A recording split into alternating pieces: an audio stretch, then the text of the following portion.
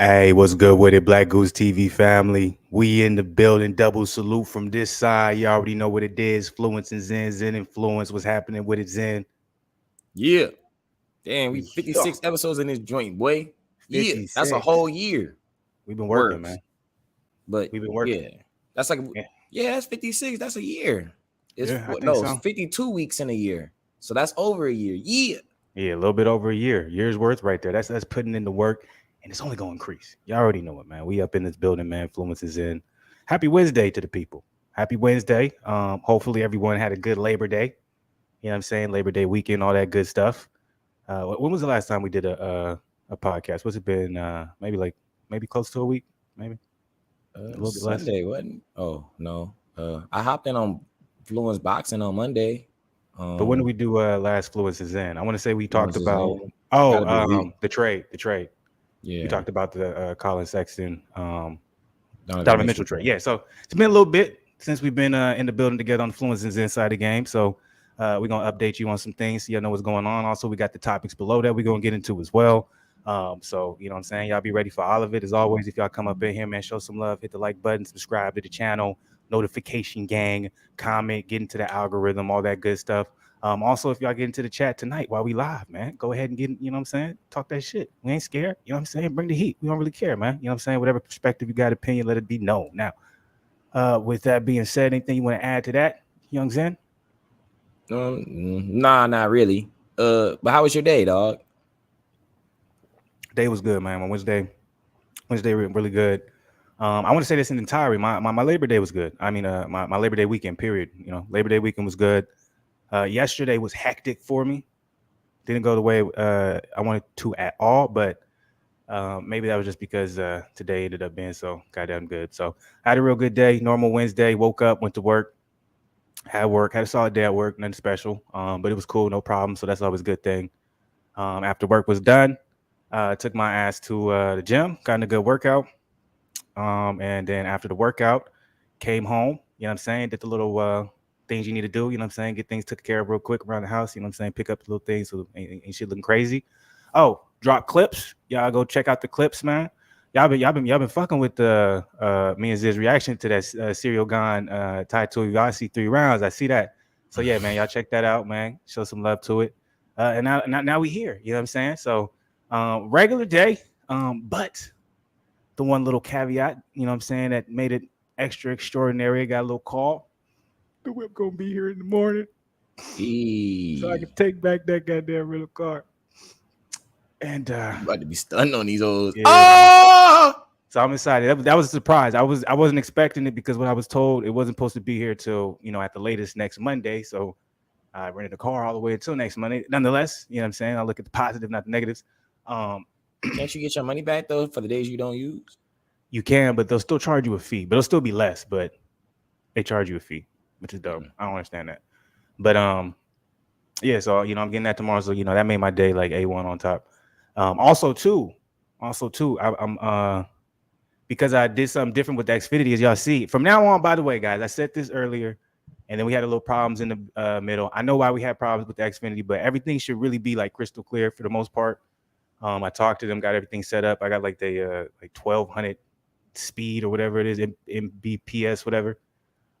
Good price too. Got at a good price. The way I did, by the way, anybody got Xfinity, check it out. I'm part of their mobile plan now. You know what I'm saying? So, and it all ended up being cheaper than my current plan, plus what I was paying for the internet. So I'm happy about that.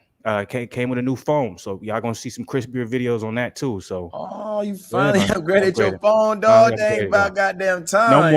No more. When I send you a video, you always be like, "Bro, why does it look like that?" Man, I'm like, I don't know why my phone be so sitting trash, man. I'm like, why he got this flip phone quality on this joint, boy? It always said, I would always just tell myself, "Nah, it's just his phone. I don't know why it's going like that. It's HD on my side, but then when I send it, it'll just get all pixelated and shit." I was like, "What the hell?"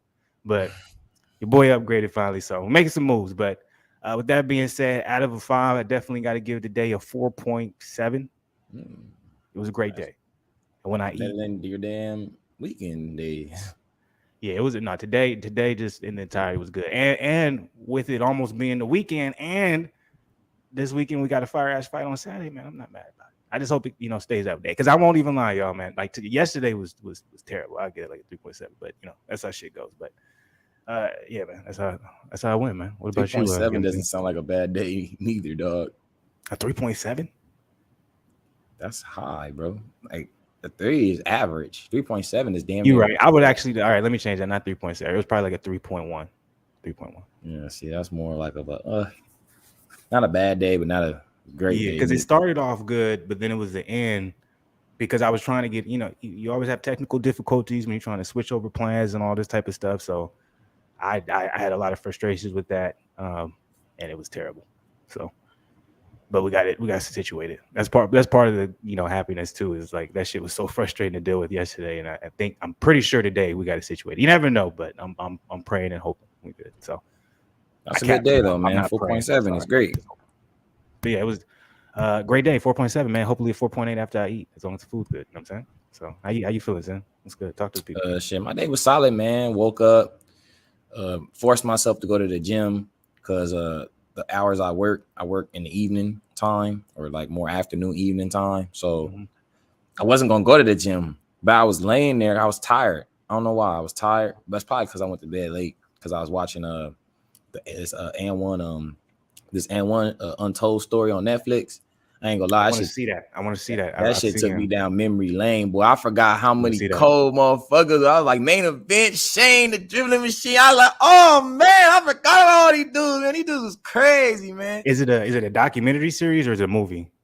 It was just like it was like an hour and 10 or something like that. Just recapping on like that shit. They should have made that a series, man. I feel like there's so much they could have got into. If they could have just really low key just went back and did the just how it all started, but like you said, different episodes. So it's because it was only an hour long. So I feel like that's it was not more rushed. That's disrespectful. They just wanted to do a money grab off of that. That's disrespectful. No way. That's not a docu-series. All the docu-series they're making.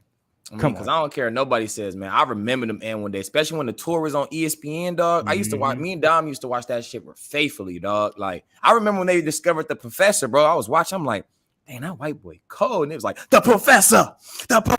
And I remember he used to go out hot sauce to him because remember hot sauce. He was that guy. I don't care. Nobody say, but the only dude that he was the AI of N1. Exactly. But the only dude. Well, I want to say the only dude, but the dude that gave him the most smoke, I remember the pharmacist took that man jersey. Pharmacist was cold. Took that jersey off that man and threw it through his legs and then got the little lob to helicopter. Yeah. I was like, oh my gosh, the pharmacist is crazy. Do you remember the video game? Bro, crazy. Loved it. That video game was and the craziest soundtrack too. Soundtrack off the charts, man. I'm telling you. And one mixtape. That was legendary. In my opinion, that was the influence to NBA Street Volume 1. That and what was it? Basketball Jam? Like what was that called? Where you would NBA Jam. NBA Jam. Yeah. Where you have like the you can just the fire off the fireball. My bad. I'm doing more visualization than actually saying it because it's hard to remember. Go ahead, my bad. But yeah, nah, man. I'm telling you, man, that made me go down memory lane. But anyway, I woke up kind of tired, and I wasn't gonna go to the gym.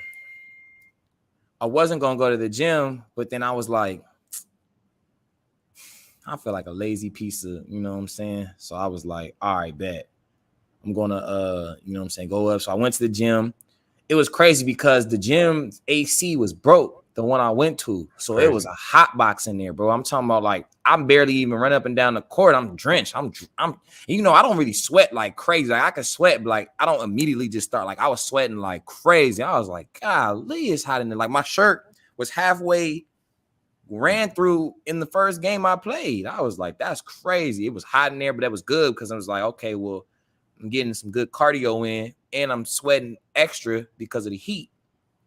But I didn't win a game though. But I realized the way everything is now, I got to play against good talent. Like when I go to this one gym, the talent is usually good because every dude is around between 32 and like 24 years old. And they maybe sprinkle in a couple older dudes like that's in their 40s or 50s, but they know how to play too. So it's like, you know, they know how to slide and hedge and, you know what I'm saying? They're competitive. They have that spirit. It's like this gym I go to is like, I didn't feel the energy in there. Like me shooting, me just everything. It just felt just nasty in there. Like just how everything was going. I'm like, I realized like you got to be around better and you'll play better. at least for me, that's what I noticed. Like when I get around other just type of competition, I just be disinterested. I'm just like, this is. You're right. You can use that metaphor in life too. Yeah, man, I just was disinterested. But afterwards, I took it as a positive, right? I took it as a positive. I'm like, you know what? I'm gonna get a good ass work because I didn't even want to lift afterwards. I was like, I'm gonna get a good ass workout. But it was crazy because this one Mexican dude, I'm about to go put my stuff down and get to the bench. He talking about, oh, bro, I'm still there. I was like, oh, okay, bro. How many more sets you got? Nigga talking about 4. I looked at this dude crazy, dog. I'm like, yeah, there's no way you're doing 5 sets, dog.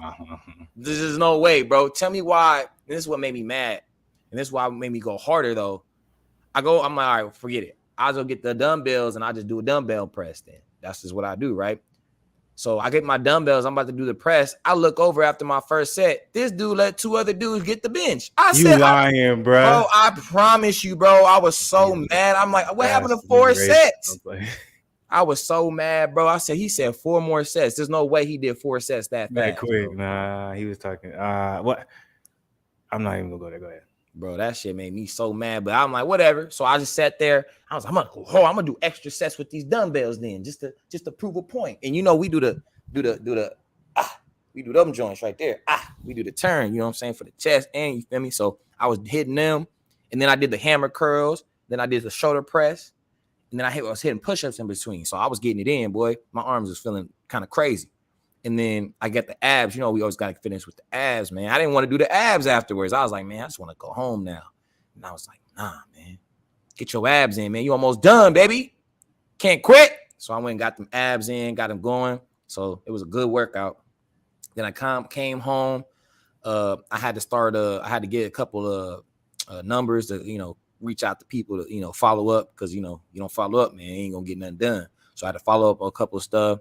Made me some good food, took a little nap for like an hour, and then woke up, and then got the crib clean. You know, I did the dishes and everything, and swept up a little bit on the floor, you know, make sure the room was looking cool, you know what I'm saying? Because I realized, man, as you get older, man, you can't have too much clutter, dog. That clutter, like, it just like overlaps into just everything else. Like when you just got disorder.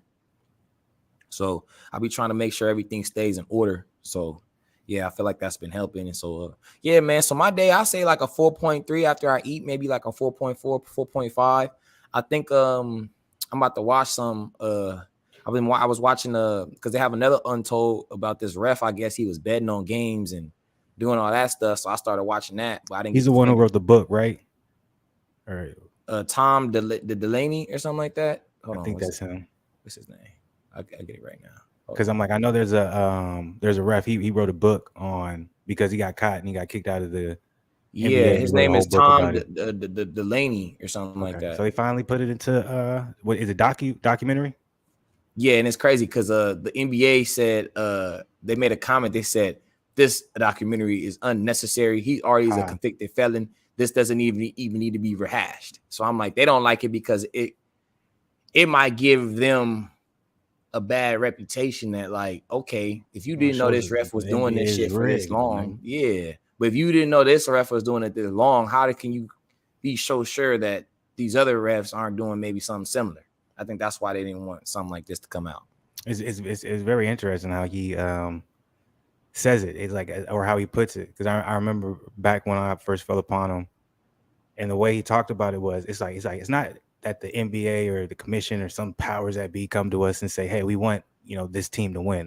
That's not how it goes. A lot of times we have a meeting beforehand, and, you know, we talk to the whatever they call it, the lead ref, the commissioner of the refs, whatever.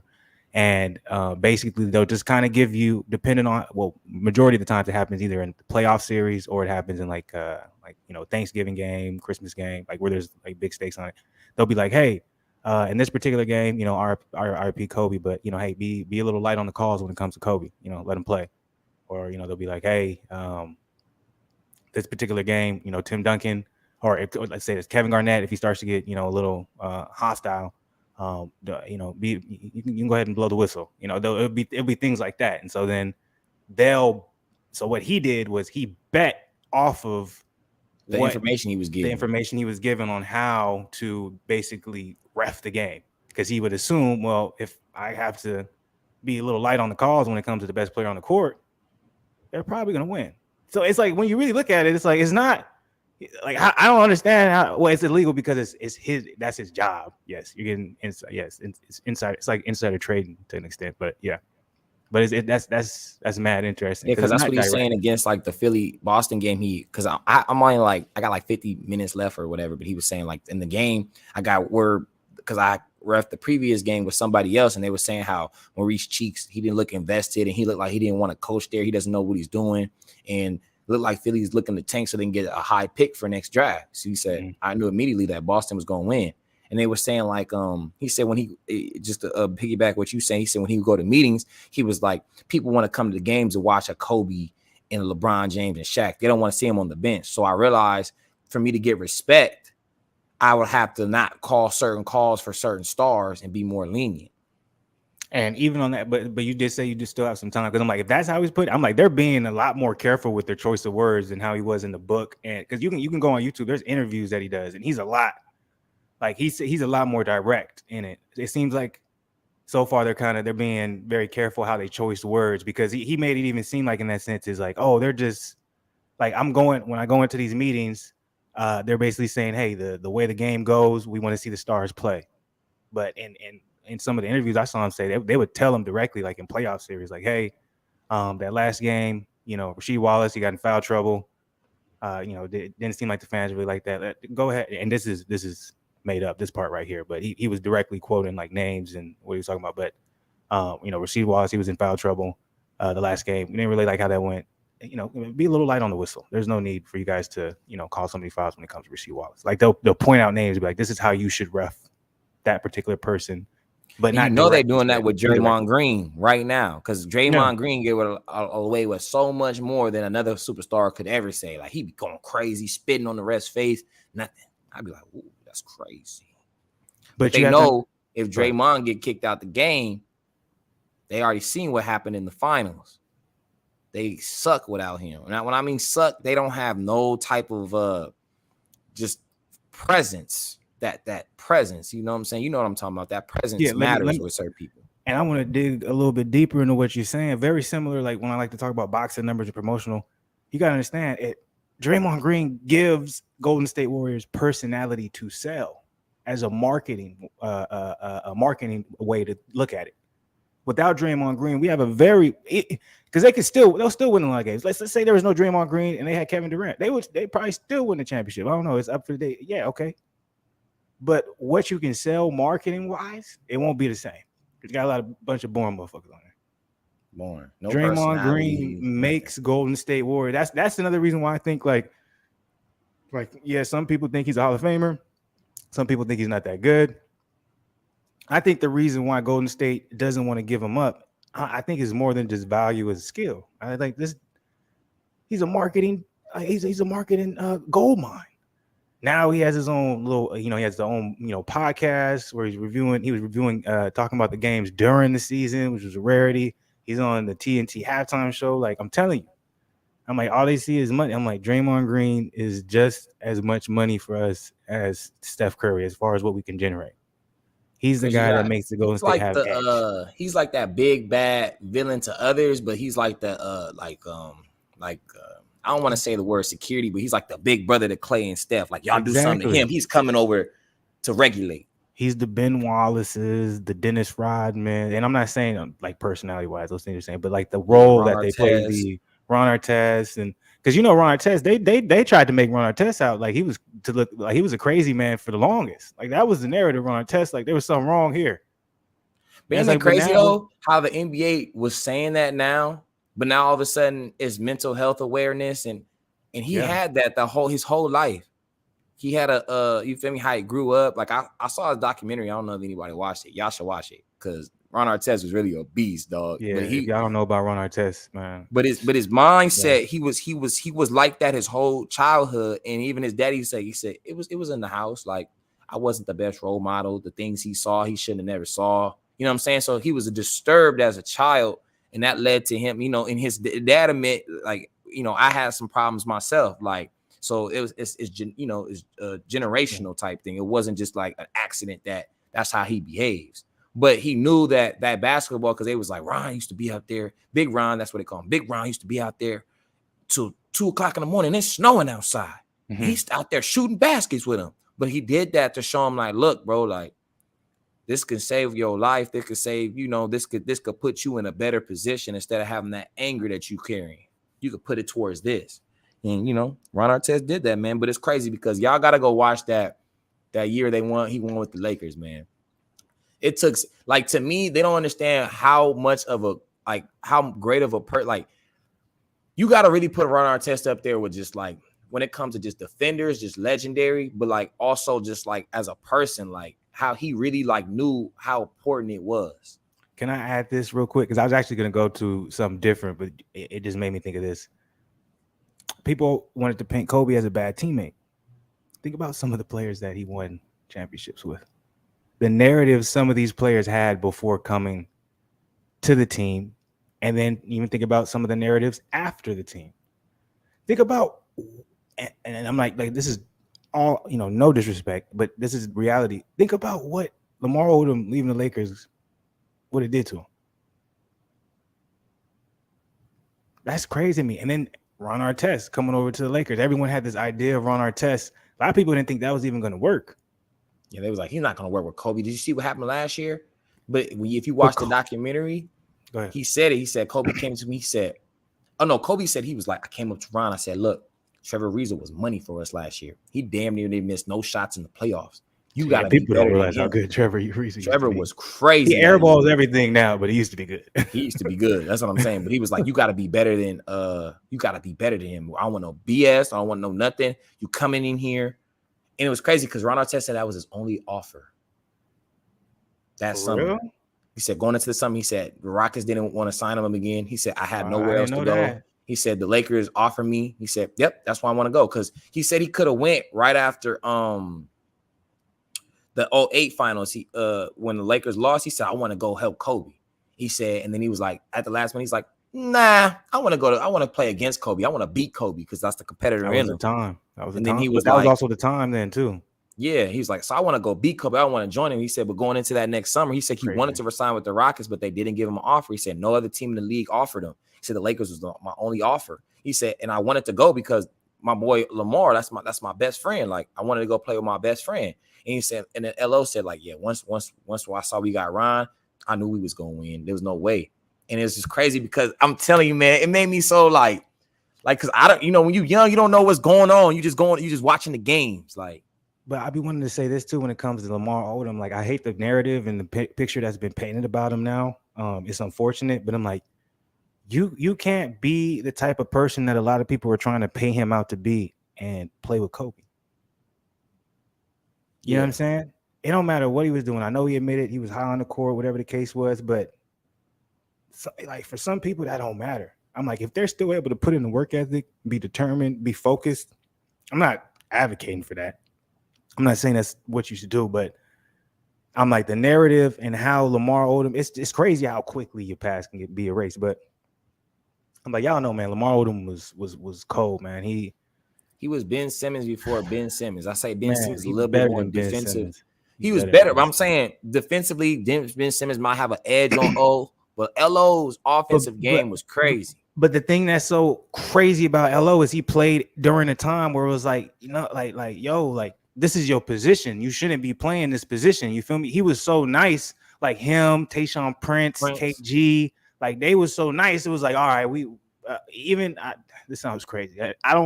I'm not even trying to put him in the same category, but he was one of them. Hedo Turkoglu, like them niggas, like they was big niggas, but they could handle that rock. Yeah, but that was at the time that was unheard of. It was like Magic did it, but no, if you were one, this is the height you are. If you're two, this is what your height. This is your three. Like that. That was the fixation. Like that was what it was during that time. It's crazy. And like Zien, Fluence even know. Like when we used to play 2K, I used to put LO at the one. Just to make it just different. It's because it's like you could put LO at the one, Kobe at the two, then you could put, whoever at the three, then you had Pau Gasol and then Bynum.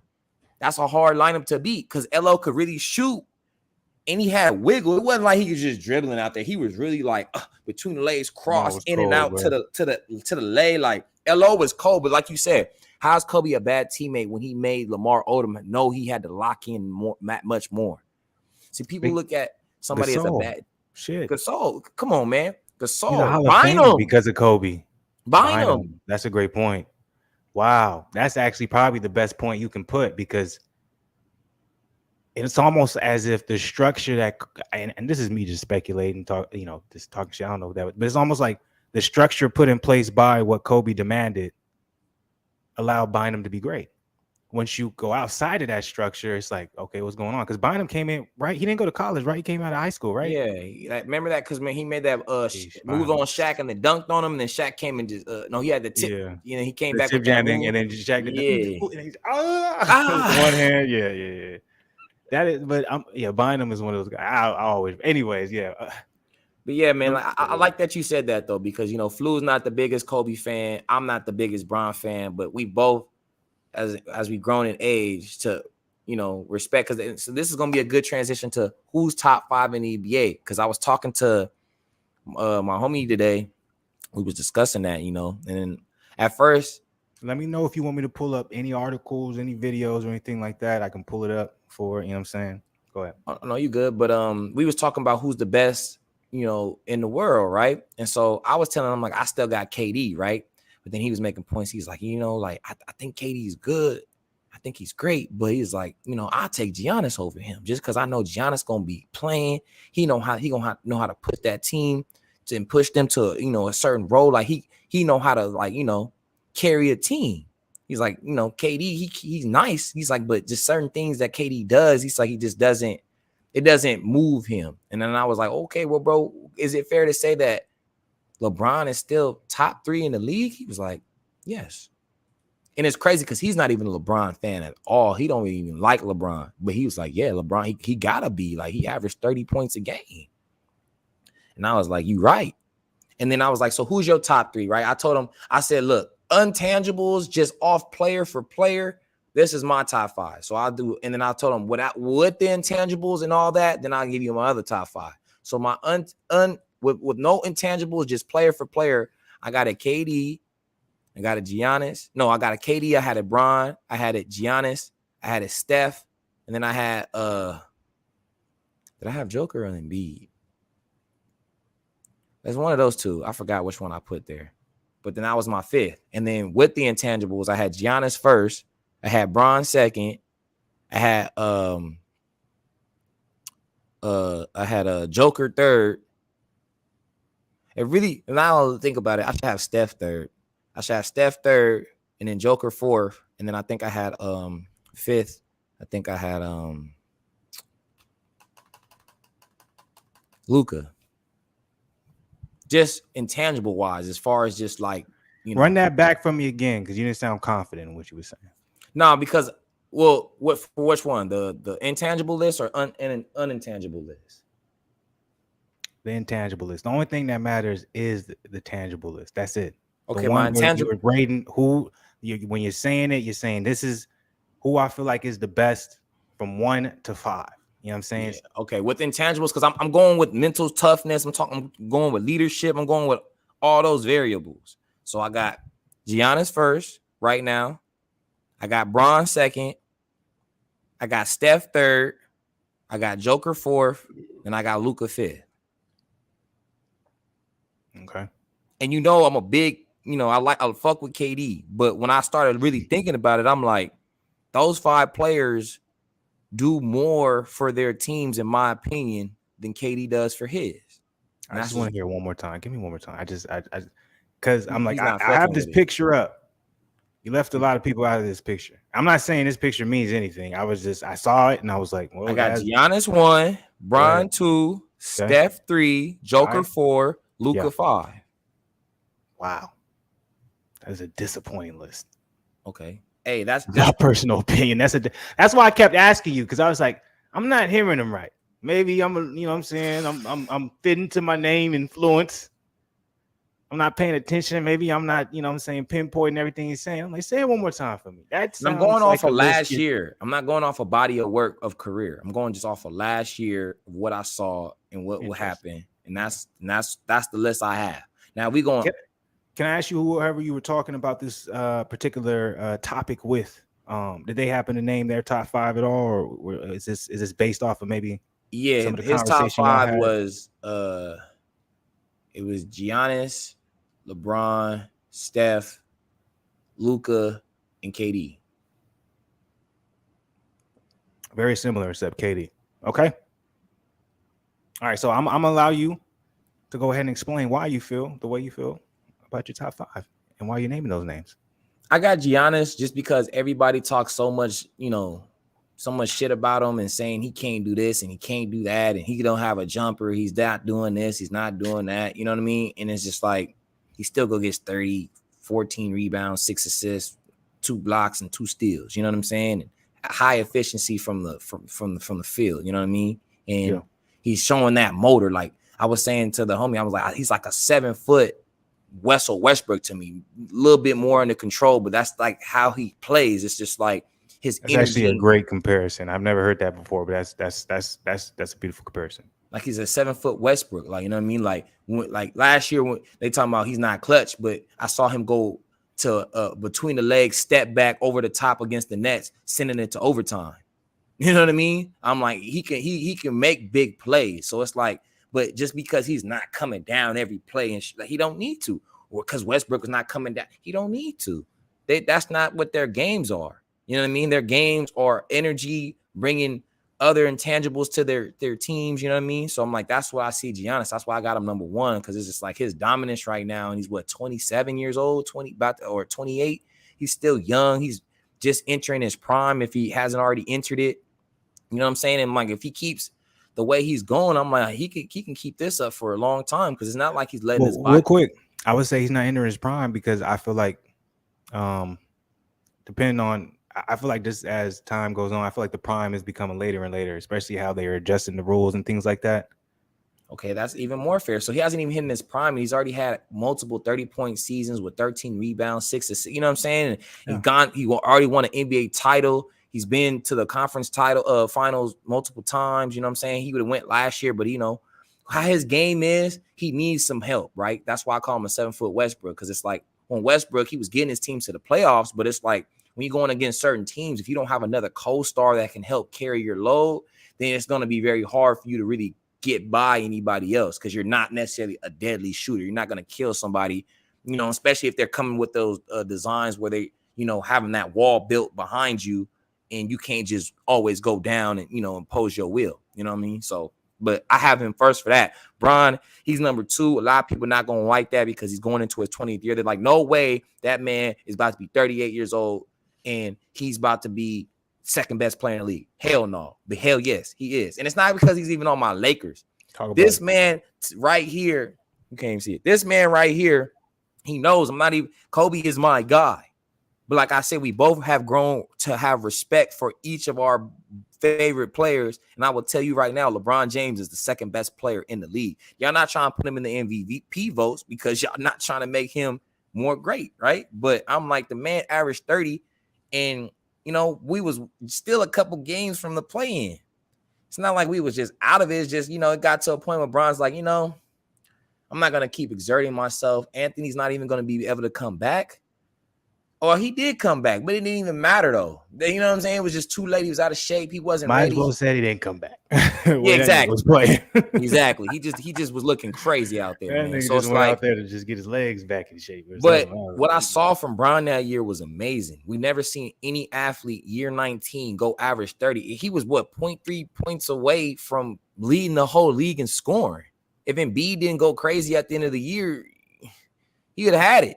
You know what I'm saying? So like Bron got to be number 2. He's showing us to this day, yeah, I'm 38. Yeah, I'm year 20, but that don't matter. Y'all still going to catch this work.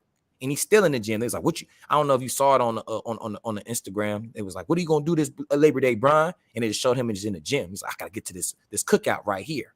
And he just was in the gym going to work. I'm like, that's what I love to hear right there, boy. I don't know why AD's not in this gym with you. That's who you should have invited to this cookout with yourself. But whatever, man. As long as you ready to go, that's what we need. So Bron number 2. 3, I put Steph just because Steph showed us that the year before when he didn't have Clay and Draymond was in and out, he wasn't really playing. It was really just him, and they still got into the play-in game, and he was going crazy. He just fell up short. And then he comes back this year. He gets Klay Thompson back. Draymond Green's fully healthy. Jordan Poole steps into his role. You know what I'm saying? Certain other guys come into their roles, and he just showed that, like, he could still take a team to the promised land. You know what I'm saying? Like, he is still dynamic no matter how much people don't like him, think he's overrated, think, you know, I hear a lot of stuff. Steph's overrated. Steph is this, Steph is that, why? But I'm like, Steph shows us all how much attention he brings to the table, how much his presence on the court is felt. He steps across that half court line. Dudes have eyes on that man. Oh, you found it? Yeah. Go ahead, play that right keep there. going. Yeah, and keep going. Yeah, but you know, like, you know, same Steph is just he's more of a leader than people want to give credit to, right? I know Draymond Green's really the leader of that team when it comes to just certain things and certain aspects, but Steph's presence is that infectious. Like, his just being on the court and his selflessness too. Like, people understand, like, if Steph really wanted to, he could have been averaged 34, 5, 6 points a game. I really believe that. If James Harden could do it, Steph Curry can do it. But he's like, that's not what's going to help us really win, is me jacking up jumpers and just trying to get me. You know what I'm saying? Like, when he's off, he'll keep shooting, but he'll sacrifice. So he'll just keep trying to run it off screens, but he knows, like, okay, we're going to try to get Clay going or Jordan going or something. You know what I'm saying? Like, so I'm just like, he showed that last year, and the fact that they won a championship, regardless of people say, oh, they got lucky, this person didn't come, and woody. Like, Boston still was a solid team. They weren't weak, and he showed them how much championship experience, how much he had just more vast, you know, knowledge and just skills over them, and was ready to go tear their ass up. And he got his first Finals MVP. He got to be 3. I can't put him over Giannis and Bron just because I'm like, the way those two go about how they do it is different. You know what I mean? So I'm like, you know, respect to you, Steph. You still top 3, but I can't give you over Bron. I'm sorry. And I can't give you over Giannis. And then 4th, I'd say Luka. Only reason I put Luka in there is just because, did I say Luka 4th? I believe you either said I said Joker 4th or you had him 5th. I said Joker. I had Joker 4th. I have Joker, and you know, I'm a big Embiid guy, right? I'm a big Embiid guy. You know, I like Embiid, you know, I like Embiid more. But I can't be biased when I'm making the list. I got to go off what my eyes see. And what my eyes saw last year is that he had tier 2 players, and he took them to the 6th seed, right? I can't not acknowledge that, but when Russell Westbrook does it, I praise it, right? That's biased because I like Russell Westbrook. So I got to acknowledge that because I'm like, he was tearing everybody's ass up in the season. Nobody could guard that man, Joker. I'm talking about he's hitting pump fakes, one leg floats. He's doing behind the back pass. He averaged 27, 13, and 8. I'm like, that's retarded. That's crazy. Like, if he wasn't the skin complexion he is, he'd be getting way more love from certain communities. And that's a fact. I mean, he was money. And Flu know this is big coming from me because he knows damn well I would want to put Embiid in that 4th spot. He knows damn well. I was the first person to tell y'all about. I said Joker's the best big man in the league. You didn't believe me. And it's not. It's not like he's just way better than Embiid, but the certain intangibles he does is better for his team, and I will agree with that. It's just certain intangibles that he has. Come on, he got into a Western Conference Finals. Embiid has never been to an Eastern Conference Finals, and you got to take that into account. You know what I mean? So, you know what I'm saying? So when it comes to the playoffs, I feel like Joker's just had more success than Joel Embiid has had. And then it was even more disappointing that you have Jimmy Buckets on your team with Tobias Harris and Ben Simmons. A much better team. And y'all still can't beat Kawhi and them. Don't get me wrong. That Kawhi team was good, but like Kawhi tore their ass up. But it's like Embiid, you supposed to be tearing up Marc Gasol, and he had got you out here having 1 point. Like that's not it, my boy. You know what I'm saying? So I gotta be unbiased with it. I still rock with Embiid. I still think he's still a hell of a big in the league. You know what I'm saying? But I gotta put Joker in that 4th spot. I mean, you see what he's doing. Look at the passing ability. Beautiful. Look at the vision. Like he's dynamite. And with Jamal Murray and Michael Porter Jr. back. They talking about point forwards. This is a point center right here. Exactly. But I'm just saying, like, him back with Jamal Murray, like, don't think, like, you know, the only team that's going to give them problems is the same team that gave them problems in 2020. Who was that team? In 2020? Who was it? Golden State? Who No, won in 2020, bro? I can't remember off the top. To be honest with you, The Lakers, nigga. This guy's he crazy. still think the Lakers gonna win another championship. I'm That's just why. saying. No I'm saying. disrespect. But I'm saying when it comes to the playoffs, if you have a healthy Anthony Davis, Nobody remembers that championship. It was a bubble. see, there you go disrespecting. Then that means LeBron James, you gonna take that off his resume? No. I So love it count. LeBron. I love LeBron. That was the bubble.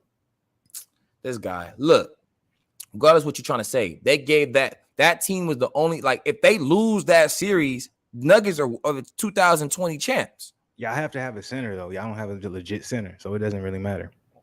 AD can't guard Joker. But wait, real quick, I don't want to change the whole subject. Now speak on that top, the last five right there that you did, Luka. Why are you choosing Luka?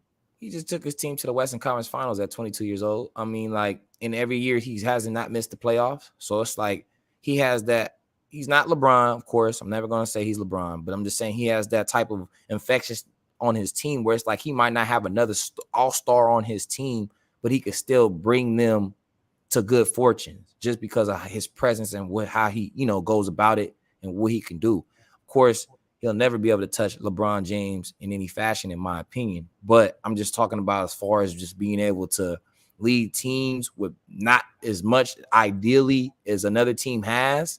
You know what I'm saying? Because most of these teams have at least another good superstar next to him or potential superstar next to him. This year, who did he have? His second best player was Jalen Brunson. I think Jalen Brunson is phenomenal, but he was coming off the bench. So you have a sixth man helping you more than your own starting five does.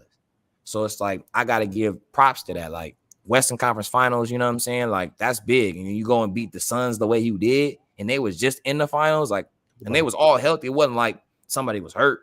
They was healthy. And he outscored them in the first half in Game 7. That's crazy. So I'm like, I just got to put Luka there. And, So that's all I want to say about this entire segment. We're going to have a lot of clips because Zen, some of these guys that he put in his top 5, he has never said anything good about them ever. Maybe he sprinkled in a little bit of, you know what I'm saying? I respect the skill level. I respect, you know what I'm saying, the talent. I respect what he does. But I've never heard you give praise to Luka like that.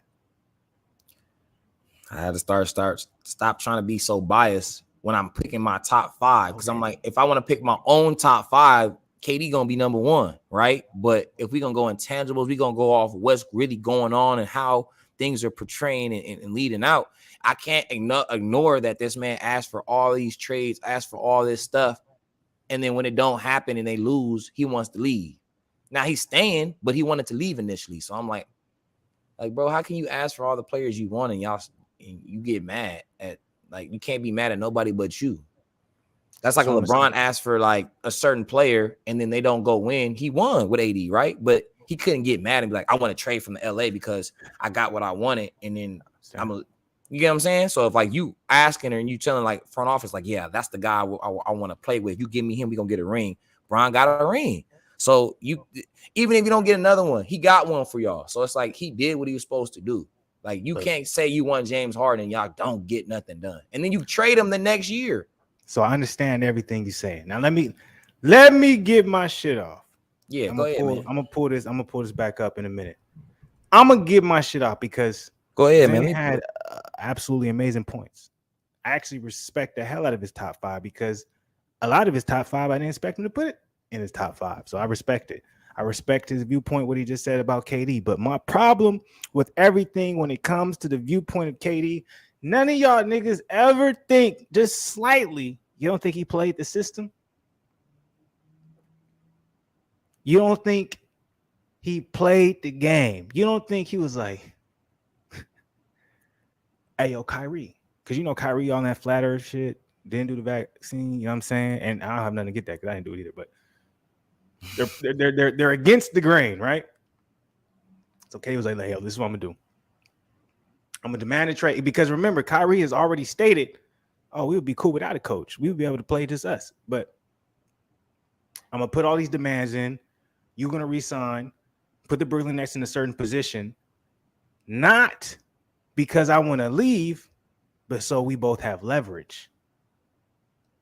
Because what does every NBA player want to be right now? And this is all speculation. This is me talking. So I'm thinking it from like a money standpoint. They want to be LeBron. And everyone thinks LeBron is lead GM. Everyone thinks LeBron has control of everything. Everybody thinks LeBron is lead. I can control everything that's going on right now. So, and this is all speculation. This is all me saying what ifs. I think KD did that on purpose. I don't think he ever had any plans to leave Brooklyn. I don't think Kyrie ever had any plans to leave Brooklyn. I think they played a power move because I think the narrative in the media was, oh, Kyrie isn't taking the vaccine and he's such a bad person and he's not listening, so get him out of here. Brooklyn doesn't want him. KD, he's the perfect person. He's doing what he does. Now KD all of a sudden I want to trade. No, KD, you signed 4 years. You can't do that. I'm gonna tell you what to do. Like, to me, when I see it, I'm like, this is all a power play for KD and even Kyrie to show, like, y'all can act like the GMs, the coaches, all this shit have control. If you that good, no, we got control. Because when KD requested a trade, they was looking to trade him. They was just over demanding on the value. Because they knew they wanted him in the long run. And I'm pretty sure KD walked into the room. It's like, look, I don't want to go nowhere. I'm going to stay. But this is what's going to happen if you try to play with me. This is the standpoint, or this is where I'm at in my career right now. I've accomplished great things. I have rings, all that. I don't need to be here. You think I could look any worse than I did when I decided to leave OKC and go to Golden State? No, that's the way. There's nothing else. That's so, nigga, why would I be scared? That's what I'm saying. Why would I be scared to leave a 4-year contract? Like, nigga, this ain't shit. So me personally, I really think it was a power play. So that was a long story short. So let me go ahead and pull this back up into this thing. So y'all can see it. And I'm gonna go ahead and name my top 5. I just had to do that real quick. All that is speculation, so y'all know. I don't know if any of that is true. But in my mind, I'm like, I think it was just a power play from Kyrie and from KD. They best friends. For the James Harden situation, I think James Harden knew what was going on, but James Harden's like, man, I don't want to do this. Because let's be real, James Harden's always been about just hooping. He's always, despite what the media wants to try to feed y'all and say he's not about it, he's out of shape, all that stuff. As long as I've been watching basketball, Harden's always just been like, I just want to hoop. Yeah, you don't have no opinion on nothing. I've never seen any controversy. I've never seen any article come out where anything other than hooping had to do with Harden. But Kyrie, with KD, yes. That's why they cool. I don't think Harden was cool with KD. I don't think Harden was cool with Kyrie. That was someone they tried to bring in. It's like, hey, maybe we can make this work. Well, let KD tell they boys. Well, I'm sure they were okay. So I ain't know that, but if they are boys, James and Kyrie might not have been boys, but KD and James were boys. I mean, shit, they got to the finals together, bro. I don't think that they don't like each other. KD and Westbrook got to the finals together. But that's different, though. You talk about him being more the A than the B. Okay, and so think about this. When James KD and James Harden got to the finals, he was the C. Now, when they're playing together, James Harden's used to being the A. Yeah, I'm just saying what was spoke. On the court, I don't think they're boys. Okay, you can say that. Because James Harden is like, I'm just as coveted as you are. Shit, nigga, you ain't ever averaged 36. That's probably what he was thinking. Like, nigga, I'm a bucket, nigga. All right, let me say my top 5. So yeah, go ahead. My number 1, and I want to say this right now, it's going to be unbiased as much as I can be. And if we're going off of now or going off of recently happened, that's what I'm gonna go off of. So, number 1 has to be Steph Curry. Unfortunately, okay. I'm not proud to say that. I don't want to respect to Steph the beast, but yeah, number 1 is Steph right now. Number 2, this might surprise a lot of people. You might say I'm being biased. It's KD. It's Kevin Durant. You guys can say all you want. KD was about to beat an entire healthy Bucks team by himself just a year ago. So let's not act cap on that. Everyone wants to judge him off this particular year. This year was a mess. And KD, I'm going to still blame you.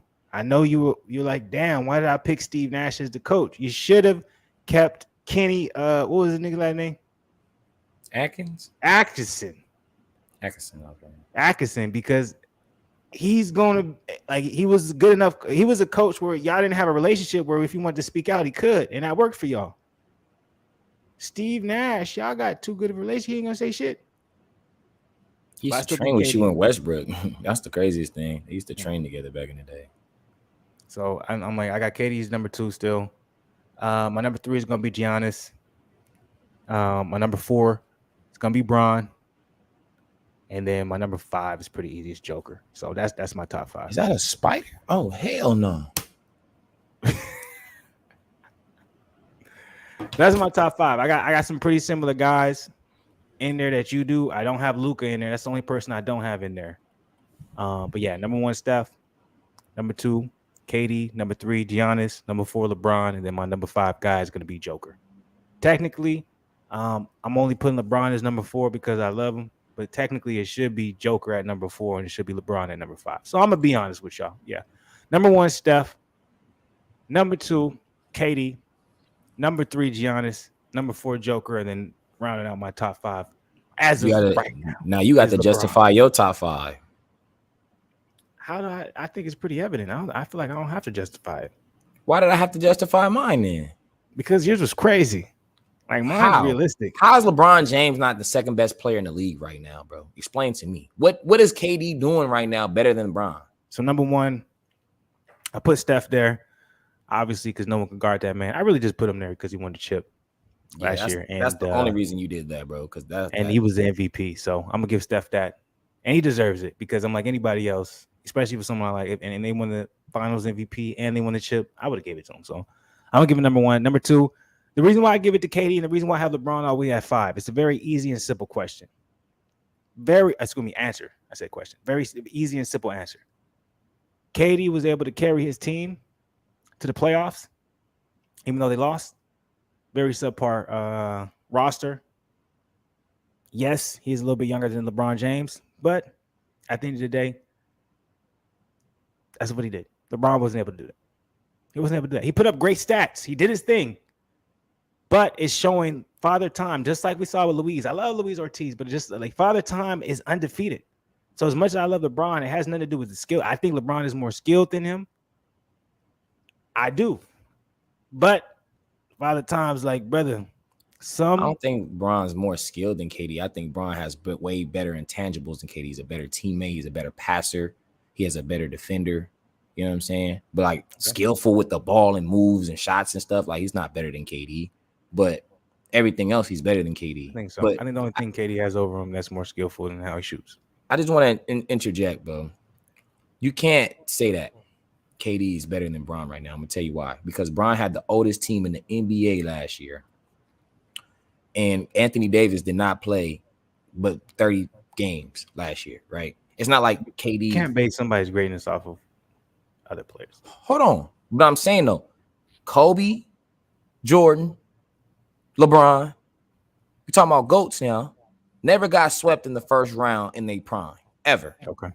All right. Ever.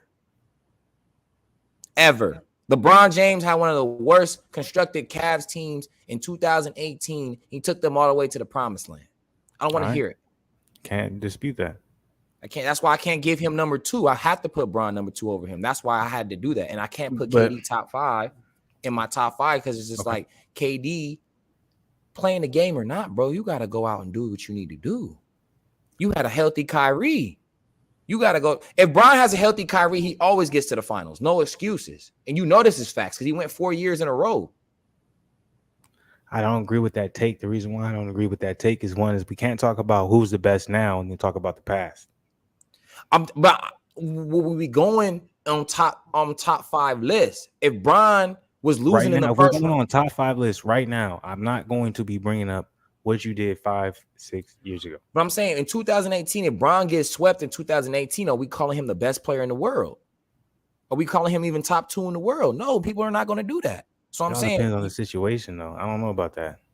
If he loses LeBron to ain't even made the playoffs. Bro, LeBron didn't make the playoffs last year, and we still considering it. So I'm like, I don't understand the argument. But I'm like, it's the year and how old he is. Everybody didn't expect him to even do what he was doing. But see, that's my point. I'm like, you can't pick and choose when you're going to use that argument. You can't be like, all right, when I'm discrediting him because of Father Time knocking on the door, you can't be like, nah, you can't use that. But then it's like you're trying to big up him because he is doing great things when he's older. It's like, to me personally, I'm like, nah, we're going to look at it for what it is. Because I'm the biggest LeBron fan. So I would put LeBron number one. But like realistically, it's like I can't put him over Steph because of what Steph did last year. It showed, yes, maybe it looks as if LeBron is that guy. But at the end of the day, what you did with the factors around you didn't work. And you couldn't make it work, which I know at one point of his career, he would have been able to do. It wouldn't have even mattered. So the fact that I see a LeBron, like this is the biggest difference with LeBron. He's still a beast. But where age comes into play, where Father Time comes into play, that a lot of us Bron fans don't want to admit, is you can't just take any roster and take them to the promised land or take them this far. You have to have a specifically constructed roster. And that's what that's been the narrative for LeBron for the last 5 years. He'll play great. He'll put good stats up always. Great stats up always. That's never going to change. But LeBron's impact as a player, what made him different was the impact that he put on the players who played with him. He can't do that anymore unless it fits exactly his playing style. And I feel like that's something that has to be put in, you have to acknowledge that. I hear you. Go ahead and finish your list though. So you got KD 2. Your third, you said it was Said my list, nigga, 100 times. Number 1, Steph. Number 2, Giannis. KD. My number 3 is Giannis. My number 4, I said LeBron before, but I was like, nah, I got to be realistic. It's Joker, and then my number 5 is LeBron. We gonna go off that, then how can you put Bron over Luka then? If that's how you feeling. I respect Luka. I got a lot of respect for Luka, but I'm not gonna put him over LeBron. LeBron did, in my opinion, a lot of people feel like Luka did amazing things last year because of the way his team was structured. He didn't have a second superstar. He definitely upset the team he was going against, and I respect that. But that was one time. I think Luka's good. I think Luka's great. He's going to be amazing, but I'm not going to put him over LeBron. I'm just not. My bad. It was a spider. Bro, you need to kill that, bro. Use your hand. Why are you using your mic? You're going to break your mic. Use your hand. I use my phone, my boy. Why you going to break your phone? Use your hand. I use my phone case, though. Okay, you living. But, yeah, I'm not going to put Luka over LeBron. That's just how I feel. I hear what you saying. I still can't see how you put KD over LeBron. I just can't see it. I'm sorry. After what I saw in that playoffs, like, come on, bro. If you put Bron on that Nets team, bro, they're not getting swept, and you know that. You know that. That's like saying I don't like playing that type of game because that's like the style. Like the thing about people can't say this for basketball because it's not combat, but how you say like styles make matchups in boxing, so it's like you can't do MMA math or boxing math. I'm like, when you do that, where I'm gonna put a player on another team, they can go crazy. You can't really do that. You don't know. It's the same thing. The right side in the building. He trying to hop in. Well, we should. I want to get to that. Switch topics real quick. I want to get to because I had some clips on the. Yeah. Shut up. I wanted to get to the blessings are rarer than steak. I thought you put that Kamuru Usman. I wanted to get show you. Did you see the Kamuru Usman reaction for which fights? The one he got knocked out versus Leon Edwards. Oh, where he talked about it? Mm-hmm. You saw it? Yeah, I did. We can go into that. I ain't tripping on that. Okay. But like this is because look, I got the video. So this is what he said, and I'm gonna play it for y'all, and y'all listen up. All right, I'm gonna let you. This is what I'm gonna do real quick. Wait, stop it real quick. I'm gonna let him play the joint because I got a little bathroom break. Take a little hit. I'll let Dub right side get in. We about to go into the MMA side of the game. So if you can keep up on the MMA side of the game, if we go back into basketball, whatever the case may be. But what we got next, we're gonna go the Kamuru Usman reaction to him getting knocked out. And then after that, we're gonna go to the Raising Diaz. I want to talk about Nate Diaz real quick too. All right, so what we'll do is the Kamuru Usman knockout, talk a little about Nate Diaz, go to Raising Canaan. Yeah, and then we'll keep it there, and then we want to circle back. We can do that. But go ahead, play the thing. Well, I And wanted to we'll get wait for back you. I on wanted it. to hear what your reaction was to it. So I'll just And talk to the I already people. heard it. I already heard it. So you can go ahead and play, and then you can talk about it. All right. And what I wanted to do was set him up, and I was going to throw the punches that he couldn't see, and I wanted to sit him down and get him out of there. I wanted to throw him with conviction and really, like I did with Masvidal, and get him out of there. And so I'm like, okay, what I'm going to do is I'm going to shake left, shake right, and then I'm going to let him go. But I got to get him moving first. And I didn't do a great job of that. And so I'm moving. I'm like, okay, I got him set up. All right, which I really didn't. I shake left, I shake right, and I'm sitting in the ambulance, and they're asking me, do you know where you're at? I'm like, I remember sitting, it was like Leon gave me like a 20-minute nap. And what I wanted to do was set him up. I just wanted to show that because, for anybody that watches MMA, Kamuru Usman got he got blasted into oblivion in a fight against Leon Edwards in the 5th round. And you heard what he said. He thought he was setting him up. He was trying to get him out of there. He was trying to do what he was supposed to do. And he went left from right. That's all she wrote. He got hit, flatline. You know what I'm saying? Eyes open, like he was out of there. It was pretty bad. But you know what I'm saying? What I liked about it was that he wasn't like bitter about it. Flu gonna come back in here, so I'll probably repeat myself. Excuse me. But he wasn't bitter. You know what I'm saying? Some people be like, oh man, I'm better than him and whatever. You know what I'm saying? He took it on some like, I thought I had him. I thought I, was shaking with him. And, you know what I'm saying? And he got caught, you know what I'm saying? So like, I like that he could laugh about it. And, he wasn't necessarily making a joke of how he got knocked out or whatever, but he was just more so like, I thought I had something going, and I wake up in an ambulance 20 minutes later, you know what I'm saying? They ask me where I'm at. It's like, damn, like that just shows you like how brutal, these combat and even boxing, you know what I'm saying? You can get knocked out in boxing pretty similarly. So, I just like how he was able to, joke about it, and you know what I'm saying? But you know what I'm saying? Like he could really just not feel a certain way, about it. He, so I think I think Kamuru Usman can probably come back and win, just because I don't feel like he's taking it as, like, oh, I'm just better than that guy. It's more so like, yo, like, he got me. You know what I'm saying? I thought I had him lined up, and he lined my ass up. You know what I'm saying? So I don't know. I thought that was pretty cool. So let me ask you this: you a fan of Kamuru Usman now? I just like that, he could laugh about that and not take it, as if like, oh, I'm just better than you. You know what I'm saying? Like it was more so like of a damn, like I thought I really had your ass, and you had me in the ambulance. They asked me where I'm at, like, I don't know. I thought that was pretty cool. I say this about Kamuru, man. I respect him to the utmost. I'm an Ultimate Fighter head. Y'all don't know how far back I go to this MMA shit. I watched Ultimate Fighter season 1, so I remember Kamuru Usman from Ultimate Fighter. I remember, I've literally watched Kamuru Usman become how amazing as a fan.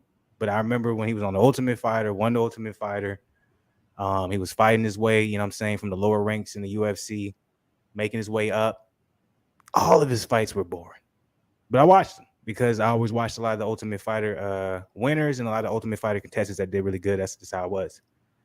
And then I remember for the longest time, one of the things that stuck on him was when he had a certain fight, and a lot of people criticized him for it. He said, "Oh, I was only going 30%." And for the longest, Kamuru was known as 30%. 30% Usman. They criticized him, all this different shit. But to see him become a champion, not the most, and I hated the way he became champion because he beat one of my favorite MMA fighters, Tyron Woodley. Anyways, I don't really like saying his name because, you know what I'm saying, his retirement didn't necessarily go the way I was hoping it would. But, you know what I'm saying, I got nothing but respect for Kamuru Usman, what he did as a champion, how he was able to perform. Really the biggest thing that I really like to point out when it comes to Kamuru is him developing his hands the way he did What he did to Jorge was amazing, no matter what you guys want to say. He had great fights with Kobe Covington. But that's me saying this, and it's almost like, let me give the good before I give the bad. I was never really a fan of Kamuru, if you want to be honest. I was never the guy who was like, I'm here, I'm watching Kamuru, and I want him to win. I always kind of just watched it because I knew I watched, you know what I'm saying? I paid attention to Kamuru so long, and then seeing him and what he's doing, it's like, damn, that's dope. Like seeing his rise and shit. So I was never the biggest fan of him, but I'm basically going to say that I agree with Zien. Like after hearing how he responded to the knockout, you know, I don't believe necessarily that story is true, obviously, because he was awake. But I don't know. I never been knocked out. So, you know, maybe he was awake during that entire time. You know what I'm saying? We saw with DC, remember, he forgot he was even getting interviewed by Joe Rogan. So it's possible. Yeah, so I'm like, that is possible. So he might have, all that shit was probably, he was probably still concussed and all that. So he probably was aware that was happening, but he probably doesn't remember because he was concussed. So that is very real. So I'm like, me hearing that, and then also him going and doing, you know what I'm saying, the Joe Rogan interview, all that good stuff. I thought that was dope. I got nothing but respect for him, for real. That, me personally, it made me a fan. I wasn't a fan necessarily before. I respected him. Thought he was a great fighter. I was never really a fan. That made me a fan. It sounds weird, like you gotta get knocked out for you to be a fan. No, that's not what I'm saying. It's more of the response. When you see somebody get that adversity, it's like you can respect, because you know you always can get a bad taste in your mouth from somebody, right? But then it's like Draymond. Like I've heard Draymond talk outside of basketball, you know, of the court and how he acts, and it's just like, you know, I can respect Draymond on certain things, you know, like certain things he says and his point of view on things. It's like, it's not a bad guy, you know. It's just, you know, when he goes into that, intelligent brother, very intelligent. But it's just like when he gets into that mode in the NBA, it's like he put on that villain cape. You know what I'm saying? He takes on all that heat, but he knows that. Yeah, but he knows that's what's going to bring the best out of him, and it's going to make him bring the best out of his teammates. So it's like, you know, you got to sometimes just, you know, so when you see that from Usman, you're like, okay, like he does all that stuff, maybe to sell fights or just, you know, make him, you know, get himself in a certain mode, but he actually could be a cool, you know, humble, like, ha, like, I thought I had his ass and he lied my ass, you know what I'm saying? It's just like, damn, like, okay, it's like, it's refreshing to see, like, he's just not just, you know, arrogant or whatever. All right, so what I'm gonna do, we got Doug Rightside waiting in the building. I'm gonna bring him in. I know you coming in on a topic maybe you're a little unfamiliar with. It's all good, man. Just salute. And this is what Nate Diaz said during his interview today. This is a fight. You said, listen, it's not necessarily the fight I wanted. Does that make it any more challenging to prepare for than any other fight in your career, knowing it's not one you necessarily wanted? Yeah, for sure. So I just give up on preparing. I'm just like, whatever. Beat me. Hamzat, I mean, what do you think of him as a fighter? I mean, have you watched much tape? I mean, have you seen much of his game? Obviously, I'm sure you hear the hype around him, but do you think he's deserving of it?